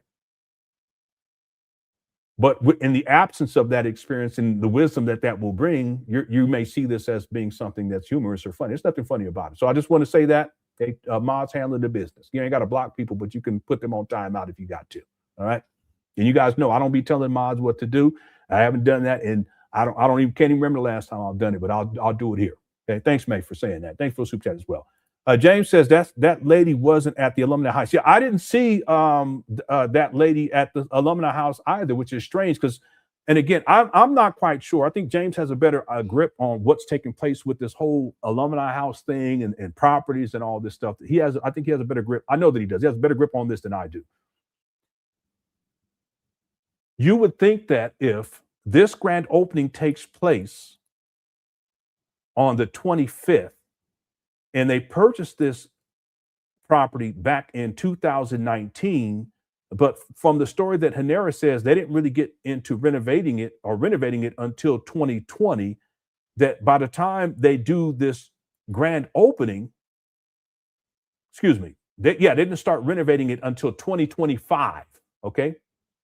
Purchased in 2019, but they didn't really get to make headway with the renovations until 2025. And after all of these years, over 7 years in point, in fact, 7 years. Over 7 years now, because we're in July now. Over 7 years later, you would think that everyone who was involved with this alumni house venture would be there, including the individuals who pulled the money together allegedly, because this is what Hanera says, is that the people who were part of Umar Johnson, the Ifatunde University, pulled their money together to purchase this building. And at the time, it was for $25,500, but the value of it now is about $125,000. Wouldn't these people have shown up? So there's there must be other stuff going on behind the scenes with all this that we're just not privy to. Okay, but this particular lady that Umar is talking to here, I did not see her in the video or in any of the pictures from the alumni house.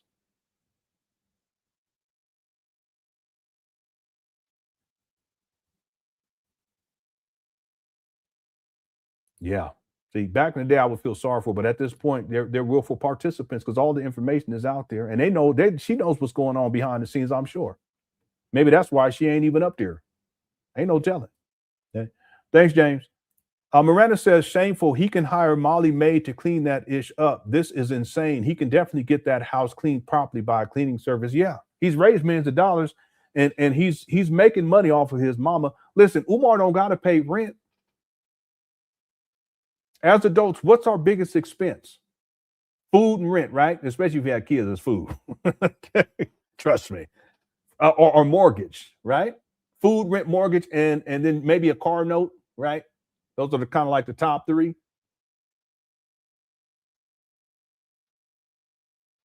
Umar don't got to pay rent, which is usually the most expensive thing, or he doesn't have to pay a mortgage because he's living off of his mama in Section 8 housing.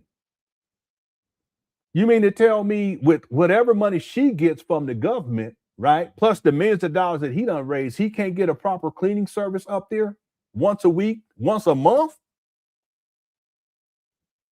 Got his mama living in filth. But like I said, Miranda, Umar's used to that because he's a hoarder. I already provided the evidence. And I was trying to find that other video where Umar was in the gym, the small gym, and it was a hoarding situation in there too. I wish I could find out. I'm going to look for it again. But if we go back when he got the floors buffed, it was all cleared out.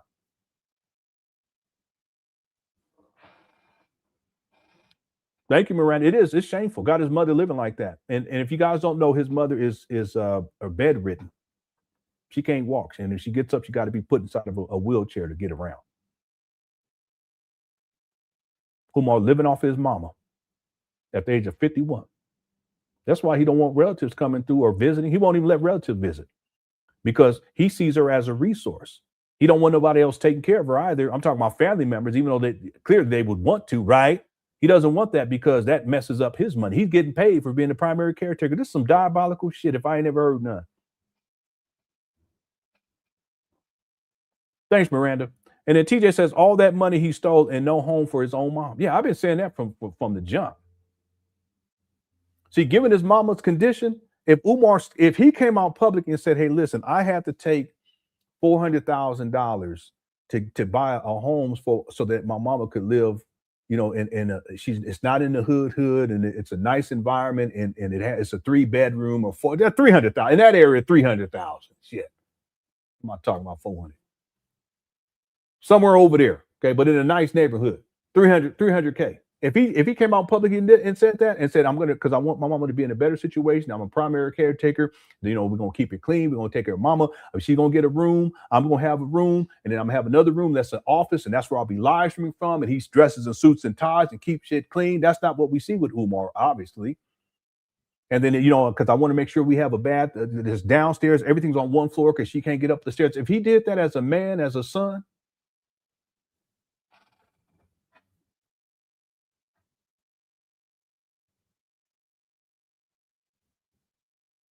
I can't say that I would have respect for him because he's all the other shit he's into, but I would at least be like, okay, as a son and as a man, for you to do that for your mama, even though you dipping into the FDMG money, okay, make that happen for your mama, homeboy. Real talk.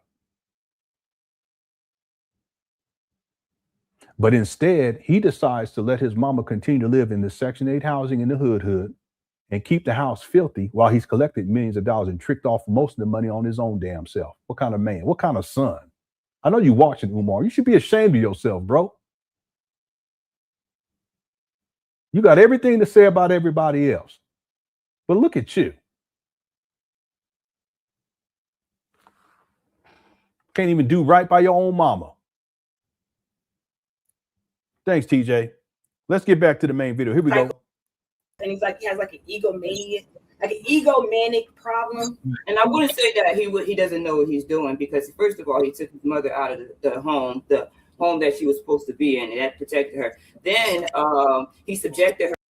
Yeah, I don't know what she's talking about right there, because that's not what happened. So again, I would have edited this out, but she only talked for a moment. To these type of treatment, you know what I'm saying? Keep her in the same position for long periods of time. Remember, you said that he left her when she went to Africa. Now, I'm not sure. That's an assumption. We're not going to talk about.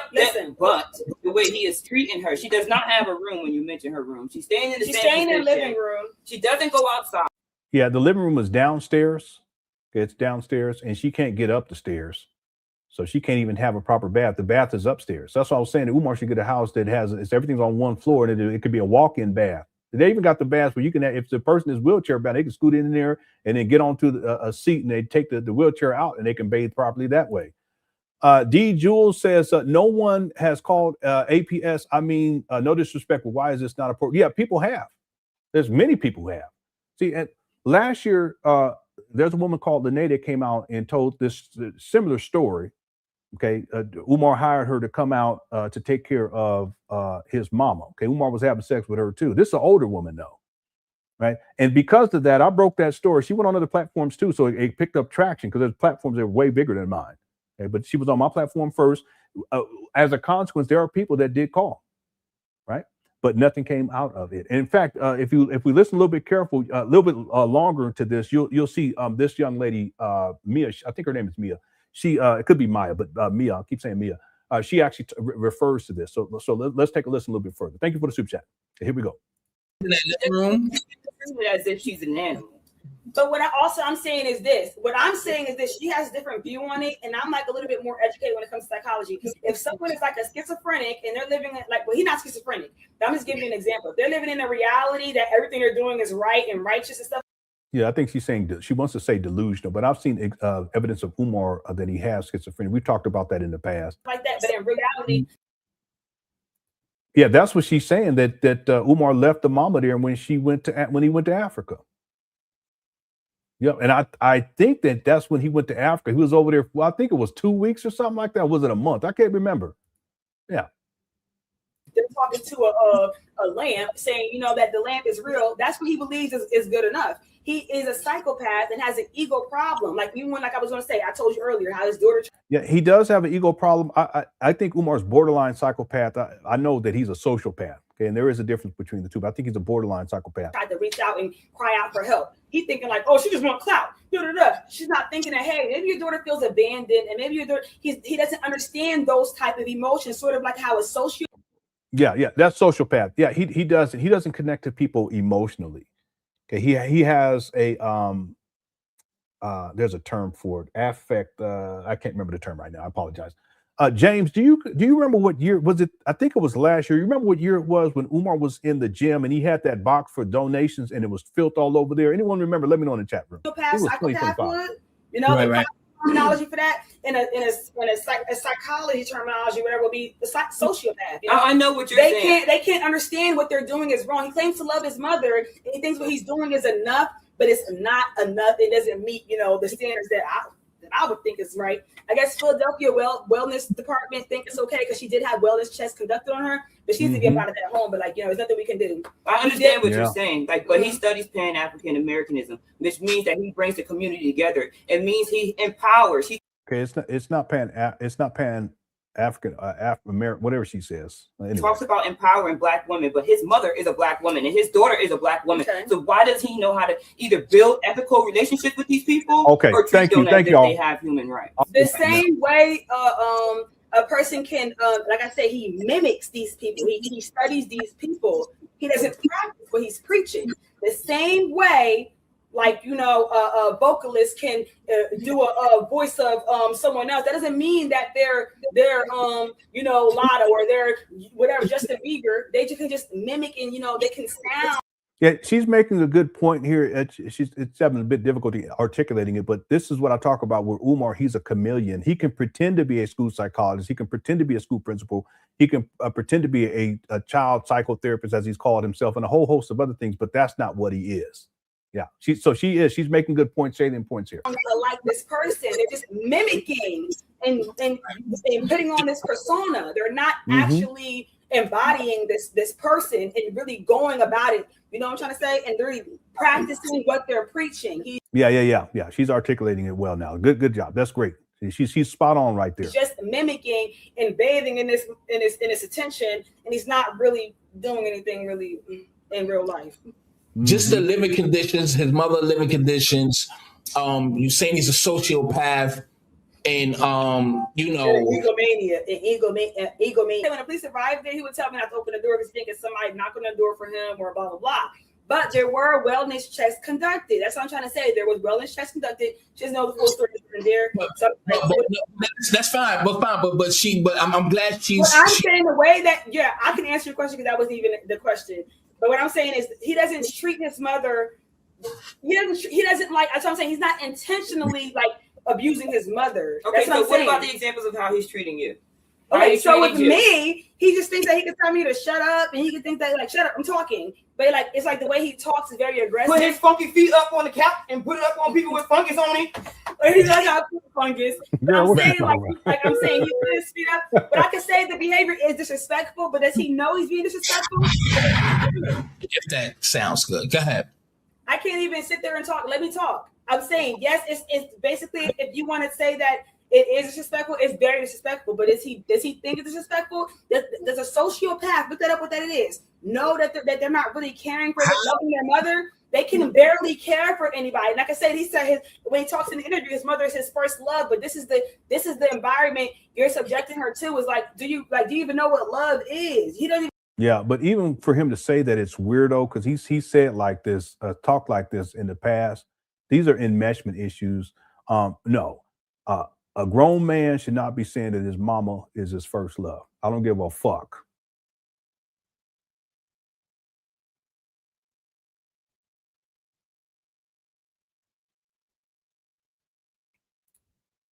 You know what it is to love his own daughter. He doesn't know what love is. He doesn't know what it is to respect women. He knows how to mimic what he's saying, but he doesn't practice what he preached. So yeah. These are really good points. This is so true. I'm saying that is poor treatment to the mom, but I can't say he's punching her, he's stabbing her, sacrificing her, whatever Siobhan was saying. No, it's that. Yeah, no, Siobhan didn't say any of that. So let's not do that, young lady. The environments she is in, and not really putting the money that you're getting from these donations, or I guess donations stopped or whatever happened to his account froze, whatever. And but I'm saying the money that you're getting from these bookings, at least, or even before that, when you were getting donations, should have went into that house. He doesn't even invest in himself. He doesn't know what it is to love himself because he's a sociopath. That's what I'm saying. But I do know that it is driven by attention, money, and ego. I don't think that he really believes in really making a change. you know, or he would have been invested everything he had into at least changing his mother's environment or really getting that school up and running or whatever. Yeah, and even deeper still, changing his own environment. And that's a key point here, because she's actually making some really good points. Umar doesn't even care about himself, because if he did, he wouldn't be living like this. But no one can tell me, and I've researched Umar to his childhood. I've actually researched some of his daddy, his grandpappy, et cetera, grandmamas. No one can tell me that in 2026, Umar is upward bound, and that if we go back to 2005, or we go back to 2010, or that we go back to 2016, or that we go back to 2019 when he purchased these trap bandos, no one can tell me that his life trajectory has been upward bound and positive. And things have gotten worse and worse and worse for this guy. See? So it's a key point. For everyone to recognize that if your life isn't getting better, you got to make changes. But Umar doesn't do that. And part of it is because it doesn't register in his own mind that he has some serious problems, but also I'm going to tell y'all something. Umar, his self-esteem is so low that he don't even think that he's deserving. And he's not actually, because of his behavior and his mentality, but he doesn't in his own mind believe that he's worthy of actually elevating himself in life. He's actually diminished considerably over the years. Okay, that's telling. And a normal person, when they would see that, they would say, hey, wait a minute, something's wrong here. And they wouldn't blame other people. Everyone's sabotaging me. It's everybody else's fault. No, they would hold themselves accountable, own up to it, and recognize what they need to change. Umar hasn't done it. And that's why his life gets worse and worse and worse. He's just doing it for attention, just sort of how they still doing all this stuff. They're just trying to chase this fame and chase these opportunities and chase this status. They're not really doing it because. Yeah, Bridget, he does. I don't know if he grew up in a hoarder house. Umar's nephew did say that his mother hoards. Okay, so I guess, yeah. But the thing is, what I can say is he doesn't realize that he's living in filth, because no one who's in their right mind, if they're living in filth, anyone who's living in filth in their right mind, they're going to know that they're living in filth, right? But if you're not in your right mind, you're used to it, and you have psychological issues, because that's associated with different psychological mental health issues too, the hoarding. If you're living like that, you're not even going to recognize it. It doesn't even register in Umar's mind. Speaking of hoarding, let me show you guys another example, then we're going to get back to the main video. We're going to finish this tonight, though, okay, for sure. Thanks everyone who hit that like button too. Our goal was 500. We're at 542. At least that's what it says. Well, let's see if we can get to 600 before we get up out of here. Okay? If you're enjoying the show, hit that like. We still got about 1,000 people in the building. Let me give you another example. This will take about 2 minutes. If we go back to June 16th of 2021 and we look at the small gym, look at this.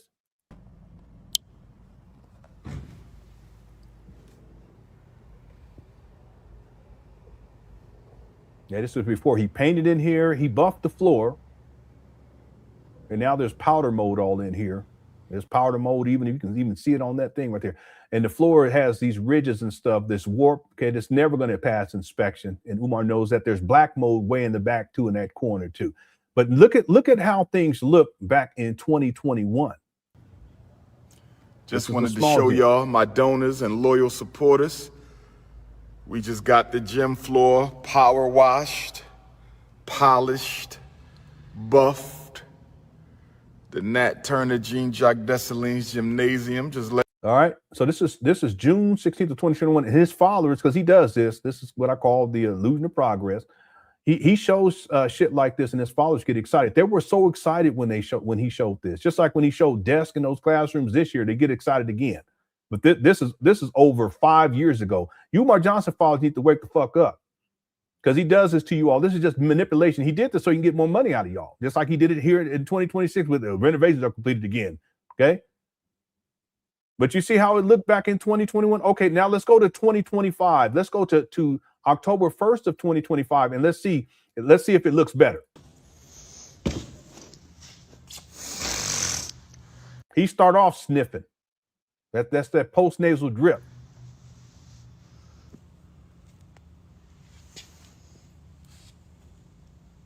Damn. Peace and Pan Africanism, peace and Pan Africanism. Peace and Pan Africanism, peace and Pan Africanism. Peace and Pan Africanism, peace and Pan Africanism. This is your big brother, Dr. Umar Ifa Tunde Oguntade, Coming to you live and direct from the John Jacques Dessalines Prophet Nat Turner Gymnasium, brothers and sisters. Oh, yes.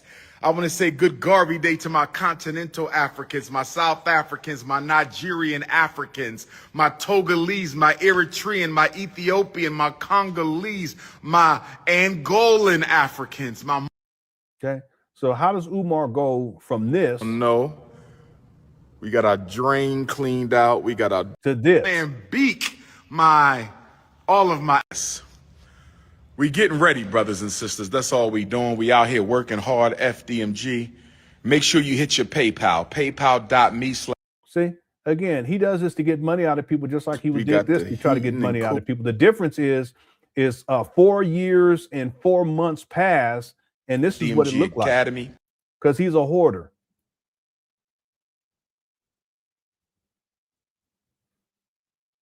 Look at this.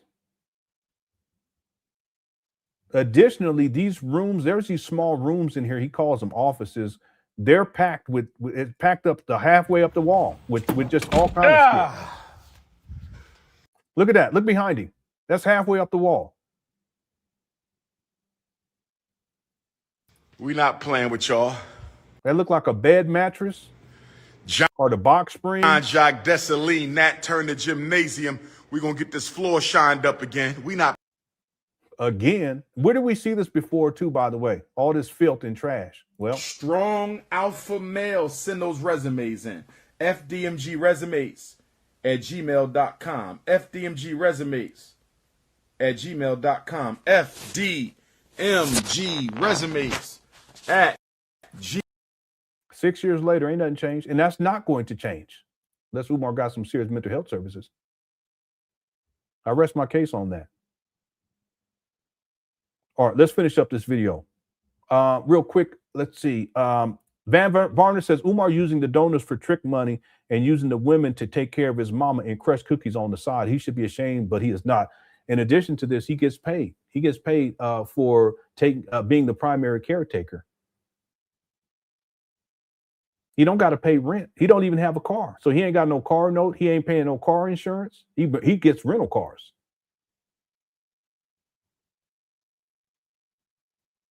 That's diabolical.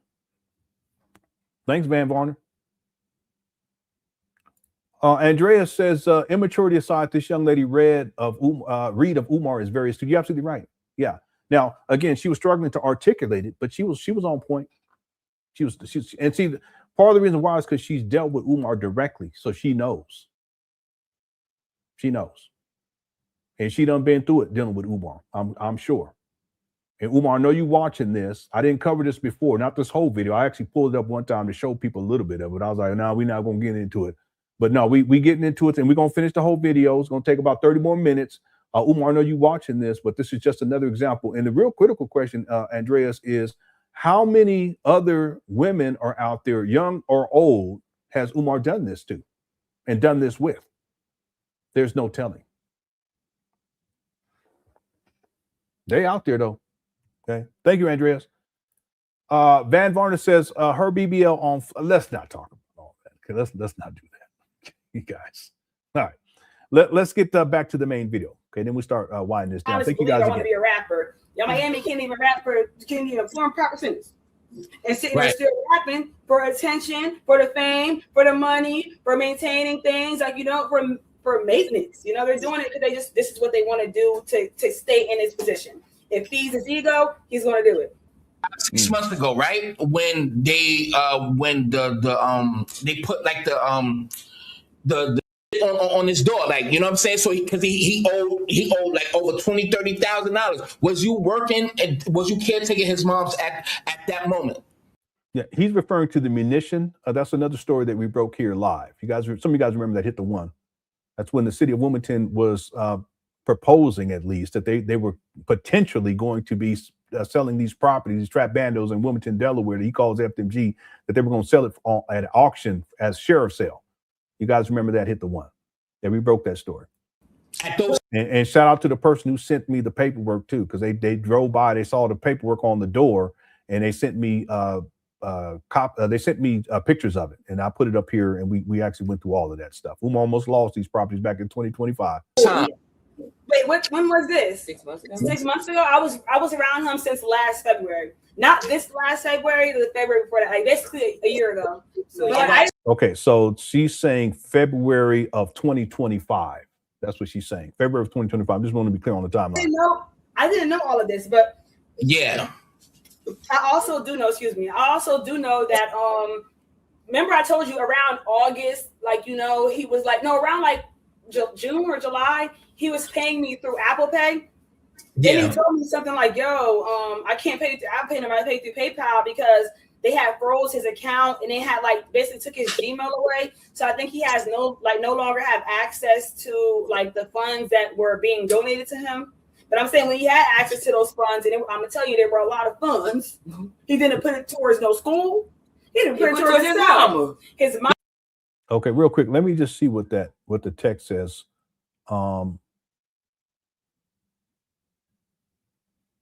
Where did it go? Yeah, I think I missed that when I was editing this because I didn't listen to the whole thing. I just want to see what that shows. Had access to those funds, and I'm gonna tell you there were a lot of funds. Say, what's your ETA? I can't miss the plane. Okay, so I think that's Umar because he's about to be leaving. Good morning. Please give mom 3 bananas sliced. Oh my God.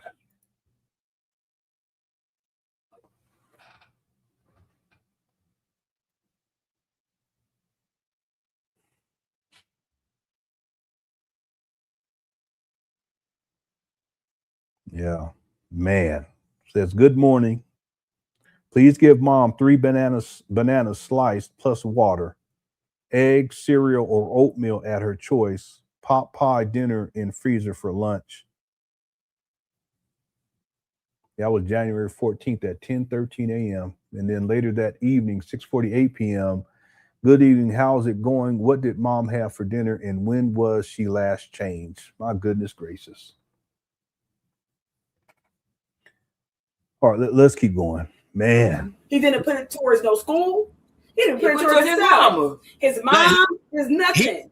So now if he had the funds or not, he was going to stay in this predicament because I don't know what he was doing with it. He wasn't doing much with it. 100, 600 days. Like what? Like you must have gave him some good because he. Yeah, I think I apologize. I think her name it said Tania on there. I thought it was Mia. Hold on one second, everybody. Funds. He didn't put it towards no school. He didn't put it towards his mama. His mom is nothing. So now if he had the funds or not, he was going to stay in this predicament because he. Okay, it's Tamia. I want to apologize, but they may call her Mia. I think that's what referred to, but her name is Tamia. Okay, I apologize for that. I don't know what he was doing with it. He wasn't doing much with it. 100, 600 days. Like what? Like you must have gave him some good because he's spending 600, 300. We gonna get to that. That's 750 right there. You saw the 750. I didn't show you the 750. The 750 is based off of the last woman that went on to who? Okay, so let me tell you, right? So when Siobhan had basically got on the internet about him, he started paying me like a lot. I had to see that too. It was one point like around August, he was starting to pay me like around like August, he was paying me like 700. When she did that interview, he was overpaying me. I'm gonna tell you that he was overpaying me for an interview. What happened was this: it got to that point. I was 23 when I met him, so he was telling me like, dang, like he was telling me a little bit of information about the market. Basically, he told me like, yo, you're too young. He was like, oh, you're too young. I remember I was 23. You're too young, and blah, blah, blah. I don't want to do anything because you're too young, and blah, blah, blah, this and that. And I'm just like, okay, so I kind of was throwing it at him. So I'm like, I liked him. And I didn't really see anything fraudulent at first. And I was paying attention to what's going on in my surroundings, sort of like a young girl, I guess. But I wasn't really paying attention to what was going on. So I kind of liked him, and I kind of threw myself at him. But even when I was throwing myself at him, he didn't want me. And then I stopped throwing myself at him. And you know how that's how he still, guess what? I'm going to say a nigga because I don't respect him as a doctor. Yeah, I apologize. I thought I'd edit that out. He's a nigga. Just like that's how are. When you stop throwing yourself at niggas, they're not men. They're not going to pursue you because you're pursuing them, or they're not going to pursue you. They're going to pursue you. Pursue the chase. Right. They're going to pursue you when you start chasing them. Like she said, pursue the chase.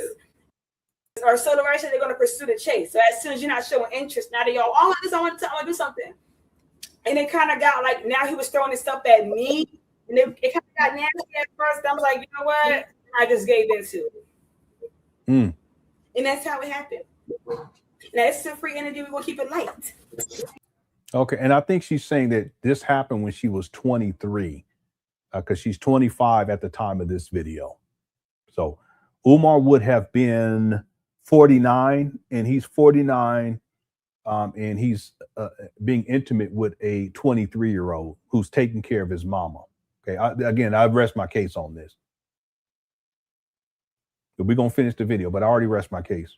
It's diabolical. Right. Okay. So when did it go bad? That's the thing. Yeah. Something. So basically, you know how news are. They start getting uninterested no matter how good everything is. That's good. Going bad about the mom once you start recognizing. Oh, that too, though. I start calling out a lot of things too. Like I start calling out his behavior. We start calling out the bed sores, you know, after the wellness check was conducted and things like that. I was starting to call things out, and I was kind of start recognizing things. And like I didn't, you know, calling out. Basically, I was telling him to get a portable bath and things like that because he couldn't go upstairs into the bathroom. And like I was calling out a lot of things, and also it was like, you know, he's an egotistical person. So, you know, he wants to like kind of stroke his ego. And when I kind of wasn't stroking his ego no more, he kind of stopped, like, you know, helping me with emergency funds that people were sending me some money. He stopped, like, basically trying to have me watch his mom. He didn't want me around anymore. And this is when I kind of stepped off the scene that had got me a boyfriend, and that I ended up going with my boyfriend. And when we was traveling, right? And that's when, like, he got Siobhan there, I think in the months of June and July. And then he got rid of her. And then I came back there to be the permanent caregiver, you know? And then I started talking about, like, basically, you know, my liposuction, how I'm about to get off of, you know, the circumstances that I'm going through, how they were going to, you know, lift and everything. So, oh, she's going to leave me anyway. So he was just trying to find ways to get rid of me. And around February last month, he finally cut me off. But I'm like, I don't want to even be there in the first place. So February of this year, she's saying last month. So the month prior to her doing this interview, that's when Umar finally cut her off. February of 2026. Today is July 29th of 2026. My goodness gracious. By the way, I apologize. We had got crickets for the geckos, and I think there's at least one of them got out. Can you all hear it? Because we have this whole habitat for the crickets too, but one of them got out and is making all that noise back there. So I apologize, but let's keep going. It's the money, but it's like, you're so fraudulent and just so, the sex didn't stop, and it was just, it just went left. Right. I'm just learning now. So you was there before Siobhan was there. So you was there way before Siobhan came into the picture, right? I mean, I don't really know Siobhan. No, I don't think so. I don't think that's how that happened. At least, I don't think that's because Lene was dealing with Umar for an extended period of time, and knew, but at a certain point, I can go cross references in terms of the timeline and stuff, but I don't think that's the case. I think Lene was there way before this young lady. Don't care for Siobhan. Okay. I don't know her. So it was just like, I don't know when she met him, how she met him. Yeah, I don't know why that's relevant for her to say that right there. I don't get that part. Anyway. When she met him, I don't know when she was there. I know she was definitely there because he called her his elder. Oh, you can't hear it? He said, my elder is here. My elder is watching her. You know, so when he was saying the elder was watching her, I couldn't come back after I had stopped messing with, you know, the guy I was messing with. I wanted to come back, you know? And then like he was like, oh, my elder's watching her. My elder. And this is around June or July. Next thing you know, around August, he started overpaying me. And Siobhan came out with that interview with Tasha K around that time. Right. And so that's when I got back around, you know. Right. Okay. Yeah, Lene was there way before this young lady. It's kind of blurry though, you know. You shouldn't show. Why show the outside of his house? because that's like you're not supposed to show. Yeah, so I think this is the first floor. Looks like there's a couch there. They also showed the front, but I edited that part out because I don't want to show that. But you know what? I knew about all this way before. Like years before. I'm talking about the layout, the home itself, where it was located, all that stuff. I just never released that because that's beyond the scope to release addresses or anything like that. You shouldn't show. Why show the outside of his house? Yeah, so there's a recliner right there. That looks like that's a there's shit all over the place too, stacked up over there. Show some. There's that couch. Outside the house. Here's the stairs going up. Anyway.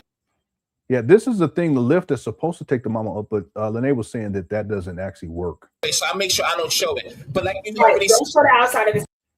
It looked like there were. Hold on one second. Well, they couldn't see it anyway, so I make sure I don't. Those actually look like shoes to me right there. I could be wrong. I'm just saying, why would shoes be in front of the lift? That's how, the lift must not work. You're not supposed to show somebody's outside the house, though. Well, they couldn't. Yeah, the lift doesn't look complete anyway, though, to be honest. See it anyway. But maybe, so yeah. I make sure I don't show anyway, it. Let's but keep like going. you already don't show the outside of his house. Right, I got you. It's already public knowledge anyway, but I understand it's what you're saying. I definitely understand. And everybody, I'm gonna refresh the screen because it's very blurry. I don't know why it's blurry. That's a fly trap right there. Because it's a free interview. Yeah, stuff just down the we've already seen this before. Okay, Umar, he's a hoarder. He doesn't clean up. This is an egress issue too. Look at that. That's crazy. That's why you got that right. Can you see that? Let me blow it up a little bit. So that's my. Yeah, this looks like her earlier messages that she sent him going back to 2024. Rakumar, I love you and I want to join the movement. He says, appreciate you, princess. Where are you based? Again, and he's trying to get more information and intelligence, right? We talked about this earlier. She says where she's at, and then he says to text his cell phone. So this was probably on her, I would think Instagram or something like that. Yeah, he's diabolical. The more information he can get, and he thinks, okay, I can use her to take care of my mama. That's when I initially met him on Instagram DMs. How I was telling you, it started off as a joke. I didn't think he was going to respond. You see, it's kind of a little bit over a month later. He's talking about appreciate you. Where are you based? I said I'm in Lawrence. Text my cell. It went to iMessage. Then it started going to phone calls and stuff. And those messages were just to verify that she was in contact with Dr. Umar. Yeah, good point too, Estevadas. He's calling her princess. But he sure did. Well, she alleges that they were intimate. I believe that's basically his DMs, but also it played a full video. You see me scroll over to his page and back to the DMs to basically confirm that's his actual page, people. Right. Yeah, and that's how I got his number. Now the screenshots are his number with iMessage. You see that in the voicemail he left on my phone. You see that. Right. Let me play that. Please give me a call, please. Thank you very much. Please give me a call, please. Thank you very much. Please. Yeah, that sounds like the phone call that he gave to Lene when he was at. Yeah, sound the same way too. All, needy. Please give me a call, please. Thank you very much. Please give me a call, please. Thank you very much. So that's the living room right there. So how does the crib smell? By the way, I just want to point one other thing out. We're almost done with this video. I just noticed this. So you see that recliner right there. There's a couch right there. So and that's the door. You guys see the door? It's black. So that's the living room. All right. If you go outside the door and look to your right, there's a wheelchair lift. It's been built. It's like on the concrete. And then there's a carve out where if you go up the lift, you can enter the apartment, you know, while you're sitting in the wheelchair, where that carve out is that square over there that you see. And Umar has the couch up against it.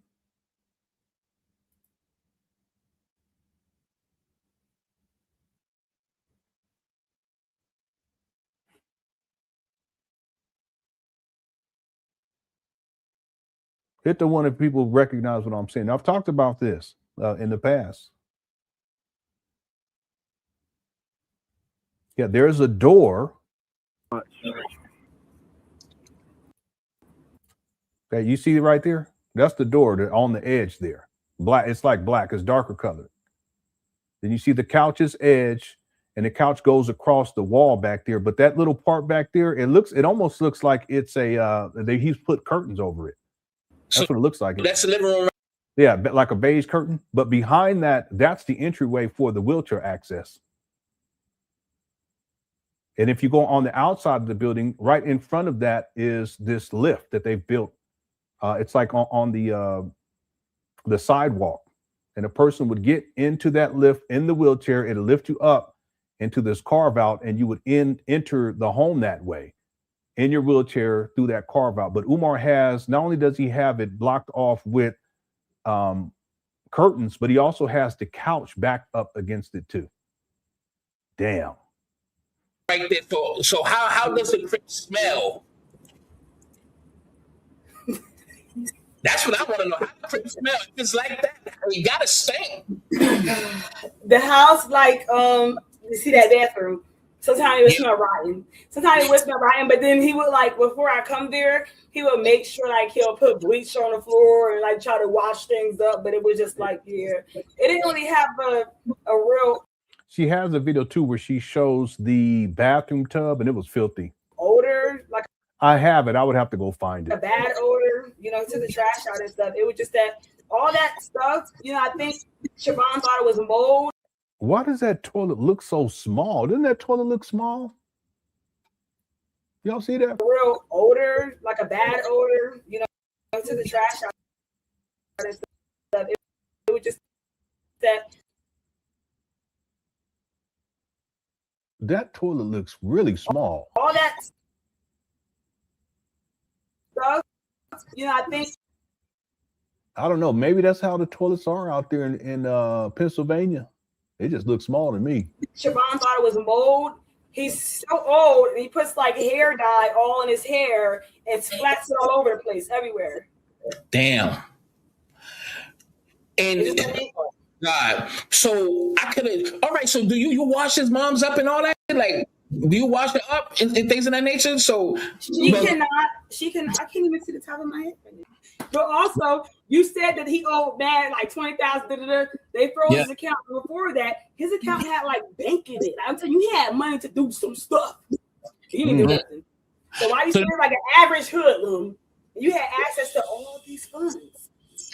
How much did you see for far as, because I don't think nobody ever knew or spoke about the amount like that one time you seen in his account. Like how much can you remember of how much that you seen that was in his account? I didn't personally see that, but I know he had access to a lot of money, and he was very much heartbroken about them freezing that account.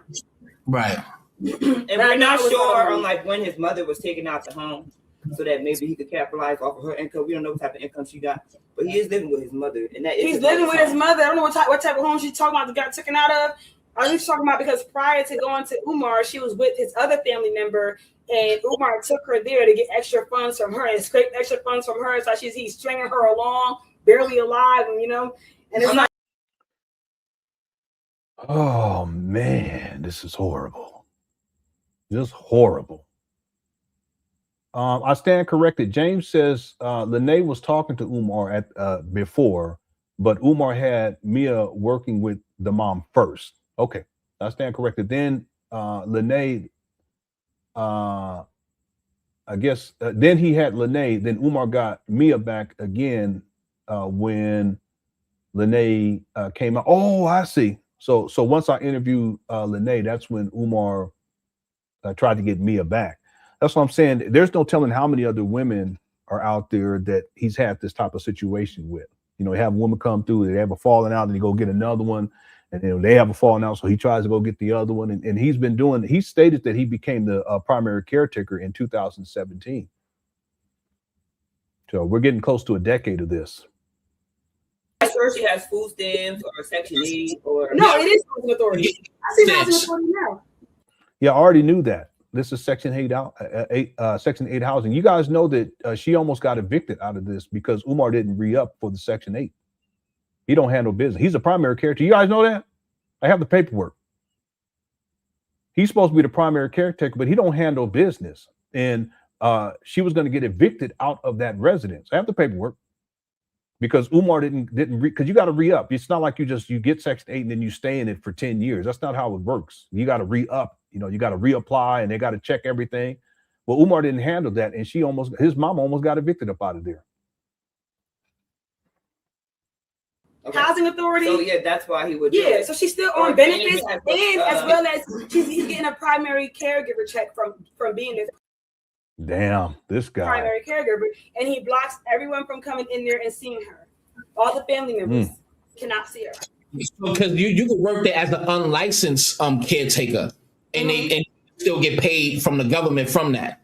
He is seeing a check for that too, as well as before that. Half the time I was there, he still had access to that donation account that people said he had access to it until they shut it down.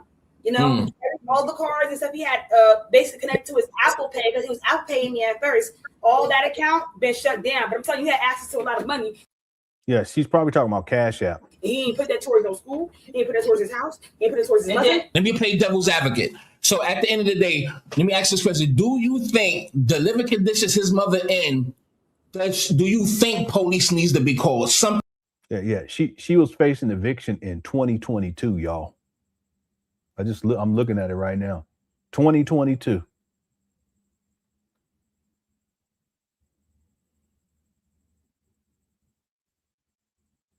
Yeah, damn, this guy.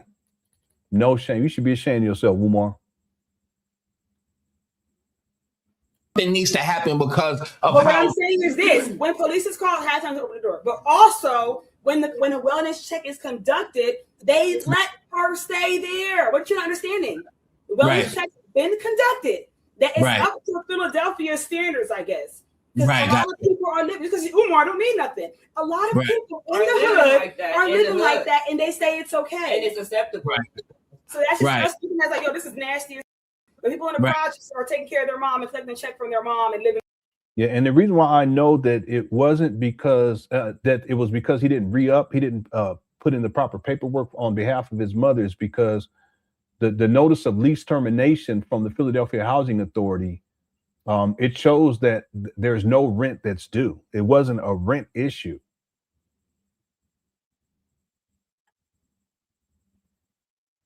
The issue was a failure to recertify.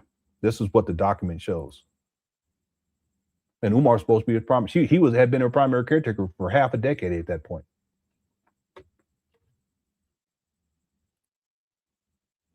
Even worse or equal to that.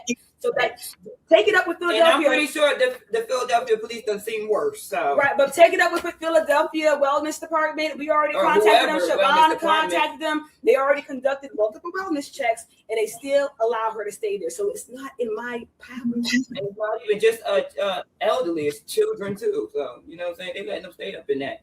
Well, not in his care. She's talking about something else in general. Damn, because I had the question right on the tip of my tongue. So at the end of the day, so the living conditions, he treated you, he talked to you any kind of way, right? And he kicked you out, right? Yeah. Right. All right. Do you still want to get back with him now? Let me ask that question. Why would she want to go back to that house and she all dizzy-headed when she walked up in there? She can't remember nothing. That's how she feel inside, love. Even if you how I feel inside is that, wow, it's like, yo, I'm not a clout chaser, so people are like, let's fuck out. When I'm on here with my hair like this, I'm gonna care. I'm on here without makeup, and I'm a. But she really wanted to for the mother too, and also I just thought it just needs to be exposed. He didn't stop looking at something so fraudulent and how he tried to sabotage me as well. But also, I can't remember what he was saying because you distracted me. But also, it's like you were trying to sabotage you. I do feel bad, and I feel like, dang, well, I don't think that he's intentionally like living like. Do you want to get back with? No, I know. I don't think that he's like I don't think he understands how he was talking to me. He understands that when he goes on this podcast and stuff, he has to talk like this and he has to research this and just mimic what he saw, but not live what he's preaching. But I don't think that he thinks he's a fucked up person. I told you, his ego blocks him from understanding certain things. Like when his daughter reached out to him, he's not thinking like, damn, she must be feeling abandoned. He's thinking she looking for a clout.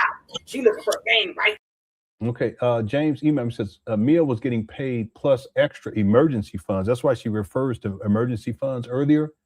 And then her sister in another video said that Mia used Umar for her surgery because she had gone to Colombia to get, I don't know what it was, but some sort of work done on her body. And what James is saying is that that's what the emergency funds were, and that she was using Umar so that she can go get that surgery. Yeah. Boy, I tell you. I'm like, yo, I think your daughter really. I'm like, you know what? If you don't agree with him to stroke his ego, you up out of here. Well, for some reason, for you.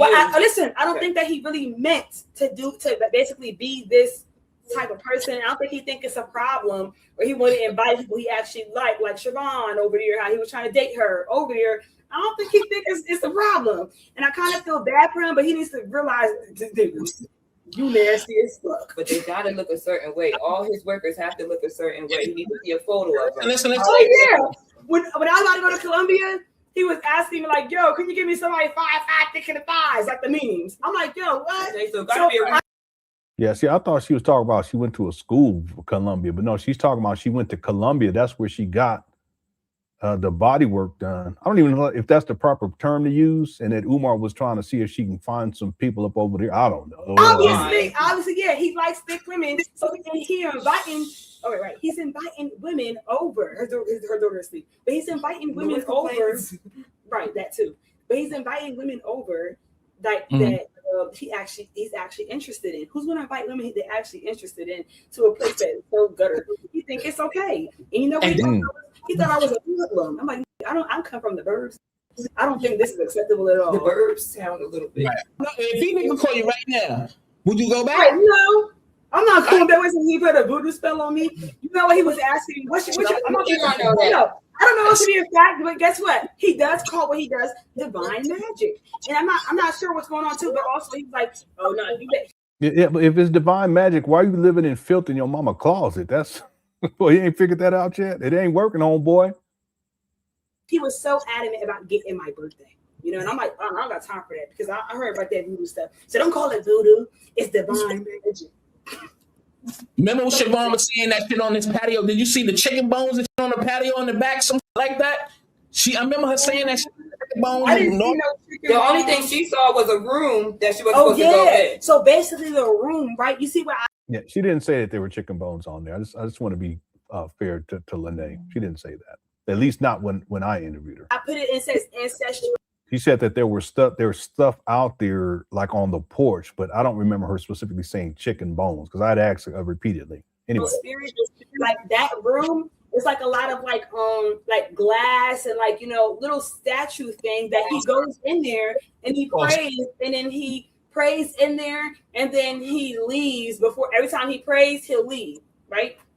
So basically that's like a spirituality room, whatever. But he claims it's like the Orisha stuff, the Orisha praising and stuff like that. But also that type of stuff can turn into sacrificing, can turn into like the evil kind of voodoo, which is not really evil evil, but it can be still evil voodoo, but good voodoo as well. So he's saying he's the good voodoo, blah, blah. But also, and his mom always talking about some witchy stuff, but also it can turn to the bad voodoo when you are getting people's like birthdays and sacrifices. So out that house, he's gonna put spells on.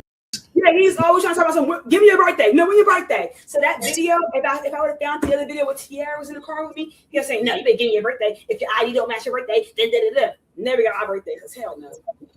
We got what did he say about Siobhan? Did he care about her? He called her. Okay, and then Ang Nat says it's Columbia City Junior College, but yeah, I'm not sure if that's what she's referring to. If she's referring to the community college or if that's where she went to Columbia. I don't know. So let me take back what I was saying earlier. Okay, James, if you can correct me on that in the chat room, please do so. Medea. And what else? He called her Medea, and like he was saying like that she is spreading false things about her, sort of like the daughter. You know, it's like, girl, I don't think it's false if you just take a look around. Somebody say it's an altar room. I don't know what it is, but it is a room. He's praying to these things. These objects is glass in that sliding door, and he told me if I looked onto it without him knowing that it would be a big problem for me. I didn't even open that door when I took that door. So I'm good. And you see, this is what I'm talking about. The people that look up to him, obviously, you can't even understand what's going on. Because if you now that I really dug into his profile after some years, you know, after I was 16, I got older. I'm like, dang, I should have been knew that. Just looking at him right here, he doesn't even know what he's talking about. He's mimicking late activists and all this other stuff. I should have been knew that he was fraudulent, but I did not even do my research on him like currently before I met him. You know, current day. You know, somebody, people that look up to him that think that this is still real after school hasn't been for years and think he's still rapping about some in the thighs. He's saying all this stuff and stupidity coming out of his mouth when it's not anything he practiced. You're just a sheep, like Malcolm X said, and you're an idiot. Wolf clothing. Did they have? Let me say something. Did you not as see well. that in the comments? Someone that they had a threesome. You can't even speak right. You have a hood, low city education, and you're an idiot. So if you think it's still real, you're an idiot. Do you think Dr. Umar took advantage of you when you pursued him? Let's talk about it. Okay, so I don't really that I already explained all this to you too. I don't think that I pursued anybody because I told you what happened when I met him. I was 23, and basically I had hit him up as a joke. You know, he was calling my phone. As you can see as that voicemail, please call me back. He was calling my phone. So he pursued me. And I told you when I got there, of course, I was, oh my gosh, Umar, da-da-da. But at that point, he wasn't even liking me. It got to a point where basically, you know, after I stopped chasing him, you know, I was not really chasing him. Like, you know, I was like, oh, I want to do this. He's like, oh, nah, I'm too young. That's what he was saying. And then I stopped, but I started looking at him. I was like, oh, he kind of like, you know, I don't really, da-da-da. That's when he started trying to chase me and started trying to be on my phone. And that's when he started trying to like put himself onto me. But I kind of didn't. Oh, goodness gracious. So James says it's a video you sent that to me. It's a video she made traveling to Colombia for her surgery, paying cash. That's the emergency fund. Man. Yeah, Umar, he going out bad. Thanks, James, for the clarification. But it's like, you know what? Fuck it. I just leaned into it and just like. So it's not Columbia College. It's Columbia, the country, right? It happened. So he put himself on to me. So let's start there. That I feel used and manipulated and betrayed. Yes, I feel used. I feel like I don't know. It's like I feel like I don't know. I just can't explain it. I just feel like that was just a weird experience, and it was like I don't know what to say about it. I don't know. I guess I'm wiser now and I can see through everything. And it's like, you know, I was kind of seeing at the end towards it. And he kind of saw that my young girl light was dimming. And I kind of looked at him for what it is. And he seen me looking around. He kind of started feeling like a little bit like, dang, I think she noticed and I ain't shit. And he started trying to do some power moves on me. Like, oh, no, sit right there. Because now I started getting disrespectful, more disrespectful than he already was. And then it started turning into some ego trip look type of thing, and it was like, yo, and I'm like, at that point he fired me because now I'm not looking at him in that type of light no more. I'm looking at him like, you into it, yeah, looking at him for what he is. The sexual thing was null and void. So once he couldn't get any more, he's like, well, you got to go. Is that what you're saying? You know what? You might be right because I did start doing stuff with him, and I stopped letting him basically put his ego trip on me and using those power moves. I stopped submitting to the bullshit, and I stopped like, you know, giving him attention like that, and I stopped like letting him take not advantaging me, but letting him in, I guess I could say. Because I'm gonna say he raped me or none of that. No, I'm gonna say that like I stopped letting him basically come on to me. I stopped letting him do that. And you know, I stopped looking at him like with a light in my eyes, like, oh my gosh, I think he's something powerful. Stop addressing him as doctor and addressing him as Umar. And I stopped looking at him as the person that I thought he was, and started looking around and realizing, yo, this ain't right. And he started like realizing, like, damn, she looking at me like this. Shut up. You're good for her. So so give us some examples of the disrespect though, because I'm pretty sure that's so something I'll be on the phone, and if my sister could find it, we'll do a part 2 interview or whatever. I was on the phone with him, and he was on my Bluetooth, and he was like, I'm like, yeah. So what days are you talking about? So when I was texting him, he was like, yeah. He was like, oh no, just reply with yes. So I'm calling him like, what are you talking about? Just reply with yes. Like I said, I'm like, yeah, but I just said yes, but I won't let you to hear my concerns. He's like, shut up. Because you already know that I'm talking and shut up. Like I'm like, he just say shut up like so fluently, like it is like he just, I don't know. She it's about power and control. Want to know, do he stink? Because he do look like he don't put on no oil or nothing. You know what? I ain't gonna lie. He has a mean foot fungus. So if you see this, you already know, dude. Don't even lie. Show that foot.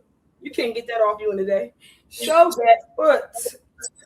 Yeah, Umar's talked about that though. Actually, he has some serious issues with his feet. Fungus. Didn't you say he was online asking women about So he said that? That's what you said? No, I didn't say that. He was heard that for somebody else. I didn't say that. Somebody. He has a foot fungus, and like you know, when I first met him, and when I was 23, and I first met him, it's like he didn't want to do nothing with me at first. I don't know what came over him for wanting to do nothing with something. I guess I stopped and I started getting it's my feminine like, ew, I don't even care about this. And he started trying to chase me and put stuff onto me. But around that time when he didn't about 2 more minutes on want to do nothing with me, I would stay over there trying to do something with him. And like he would not take a shower for like 2 days, and it would start smelling like yo, what in the actual. Yeah, but I'm telling you, when he would leave, he would be in that bathroom like a girl. He would be in that bathroom dyeing his hair, making sure he's properly groomed, and you know, then they say you throw on his African perfume.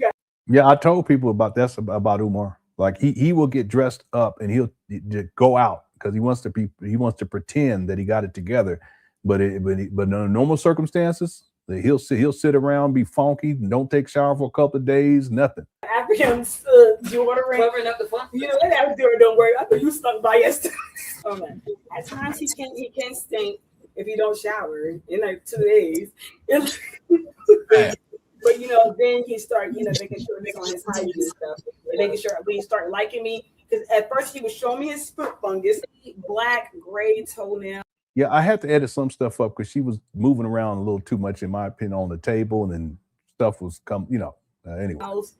And it's like at the bottom, it's like very disgusting. And it's like, you know, he sprays like this athlete spray on his feet. And like he was showing me this. I guess he's like, yeah, if you like me for this is what you got to endure. And I'm like, yeah, but does he take showers in that tub?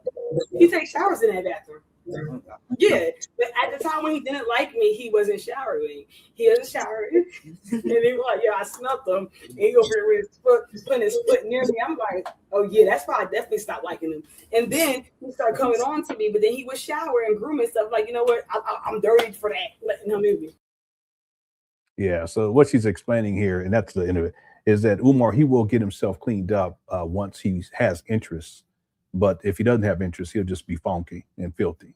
Okay, and I've already told people that's what he does. He'll get dressed up for, if he goes on the Breakfast Club, he gets a nice haircut. At least back in the day, he'll get dressed up. You know, you can tell he manicures himself. But under normal circumstances, he's just a bum from Philly. All right, we're gonna leave it right there. I hope you guys enjoyed the show. It was different, that's for sure. We got to we're almost at 600 likes. Let me update this. Thank you so much. Our goal was 500, but I think we're over 600 now. Yeah, we're 601. Thank you guys so much for that. I appreciate it. Real quick, I'm gonna do these super chats. Emergency funds. Remember that he said this earlier, but now we know what that's about. That's how she was able to go and with cash go and get work done in Colombia. Yeah, so Umar getting played over and over again, but again, he's also taking advantage too. Derek says Gecko said, "Give us free." Those geckos are big too. I noticed that the other day. They got real big. Thanks, Derek. I gotta do these quick. Van Varner says Umar singing that OT Genesis song. I'm in love with the cocoa. I got it on the low. I got baking soda. If you know, you know. Yeah. I remember one time my cut. Let me stop. Thanks, Van Varner. James says Mia was around before. Yeah. So I've got that. Thank you so much for the correction too. Judah Williams says, I'm shocked the IRS and government in general hasn't caught wind of Umar yet for all these crimes. Why hasn't he been reported? I'm sure he's been reported. Again, it takes time. You know, there's people who get away with stuff for a long. Look at I can't remember his name right now. This is the guy. I mean, he's billions of dollars. He had a Ponzi scheme. I can't remember his name right now, but the FBI, the IRS, they knew that he was running it wasn't a Ponzi scheme. Was it? No, it wasn't. No, it was something else. I can't remember what it was called. No, it was a Ponzi scheme. There were people, the government knew about that years prior, but they just had to get all the evidence together before they indicted him. And once they indicted him, he passed away in prison. I can't remember. Yeah, Bernie Madoff. That's another example. Yeah, that's what I was referring to. Thank you guys so much. Thanks, Judah. Okay, I got to do this quick. Curious, why didn't we cover this when it dropped? Well, for me, it was overload. You know, we had already did the Lene video, and in my opinion, there's really not much more that this young lady said that hadn't already been said, and I was kind of burnt out anyway. You know, it was just a lot. But James said we should cover it, especially given some of the more recent events, and then seeing Umar with his predator protocol and going after these younger women. It becomes apropos to address it now. And I think it was important. Okay. Hope you guys enjoyed the show. Thank you, Van Varner says Umar is the grifter in chief. He living off women. Yeah, he's definitely living off his mama, right? But I also think that some of these women that he deals with, that they live off of him too. But really, they're all living off of Umar's mama, and they're living off of FDMG donors. Because Umar ain't got no job, Tommy. Right? Thanks, Van Varner. Gold coin from DJ Rec. Thank you so much, DJ Rec Shot. Thank you so much for that. Let's see. And then there's and then User 25 says, imagine Umar Johnson getting ready. Concealer.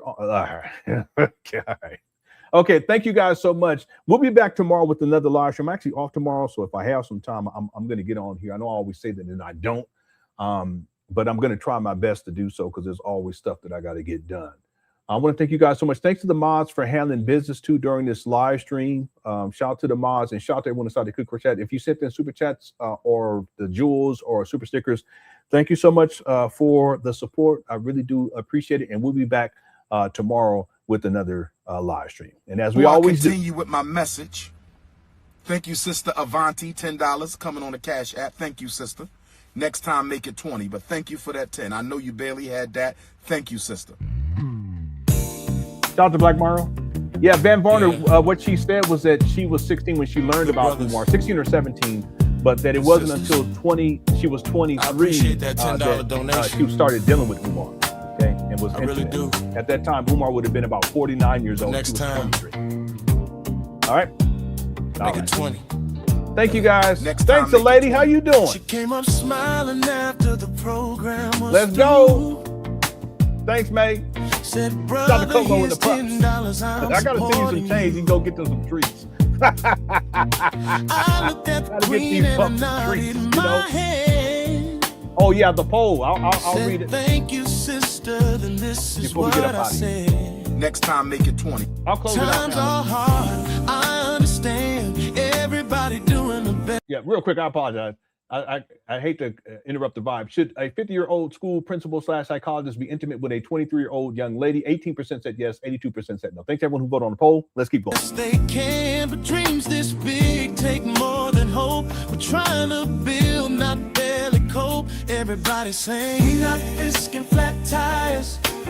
We not selling. Thanks so much for the 10 jewels. I appreciate it, dear. Yeah, you so welcome. You so welcome. Thanks, Francisca. We not risking flat tires. We not come on, dear. Cut it out. We building Thanks institutions, for family. Lynn, you so welcome, Lynn. Next time, make it 20. If the blessings come your way, you're right. I appreciate the 10. Yeah, this is so true right here. Thank you,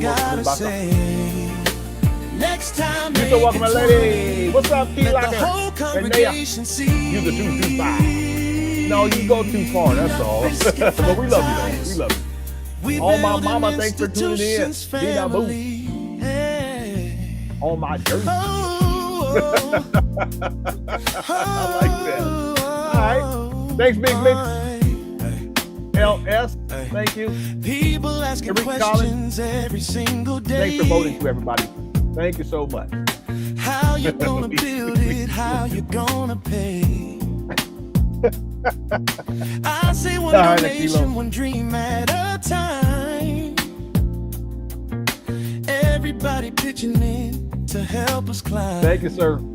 Or ma'am, I think it's sir. This ain't about quick What's up, S.A. fixes. Slave? This ain't about little gimmicks. Trying to leave something standing tall for the next generation and all. We not fisting flat tires. We not selling water ices. We building institutions, family. Oh, we not fisting flat tires. It's all good. Thank you, selling water ices. We building institutions, family. Next time, make it 20. If the blessings come your way, use it too far. I appreciate the 10. But here's what I gotta say. Thanks, I'm not. Next time, make it 20. Let the whole congregation see. We got the OG in the building. What's up, Identity with Hill? Good to see We you. not fisting flat tires. We building institutions, family. You so welcome, Queen. Institution builders. Somebody said I want a water. Institution builders. Yeah. What we doing? I want a water ice. What we not doing? We not fisting flat tires. What else? That's crazy. All right. We not selling water Thanks, ice. Patrick. One more time. One more time. We doing it. We building institutions, family. Now everybody clap your hands. Left side sing. We not fisting flat tires. Right side sing. Right side sing. Everybody together. We building institutions, family. Next All right, this is a class. I had such a wonderful time. It was disturbing too at times. We got to. I appreciate the 10, and I appreciate you too. Yeah. Next time, make it 20. That's the message for today. Yeah.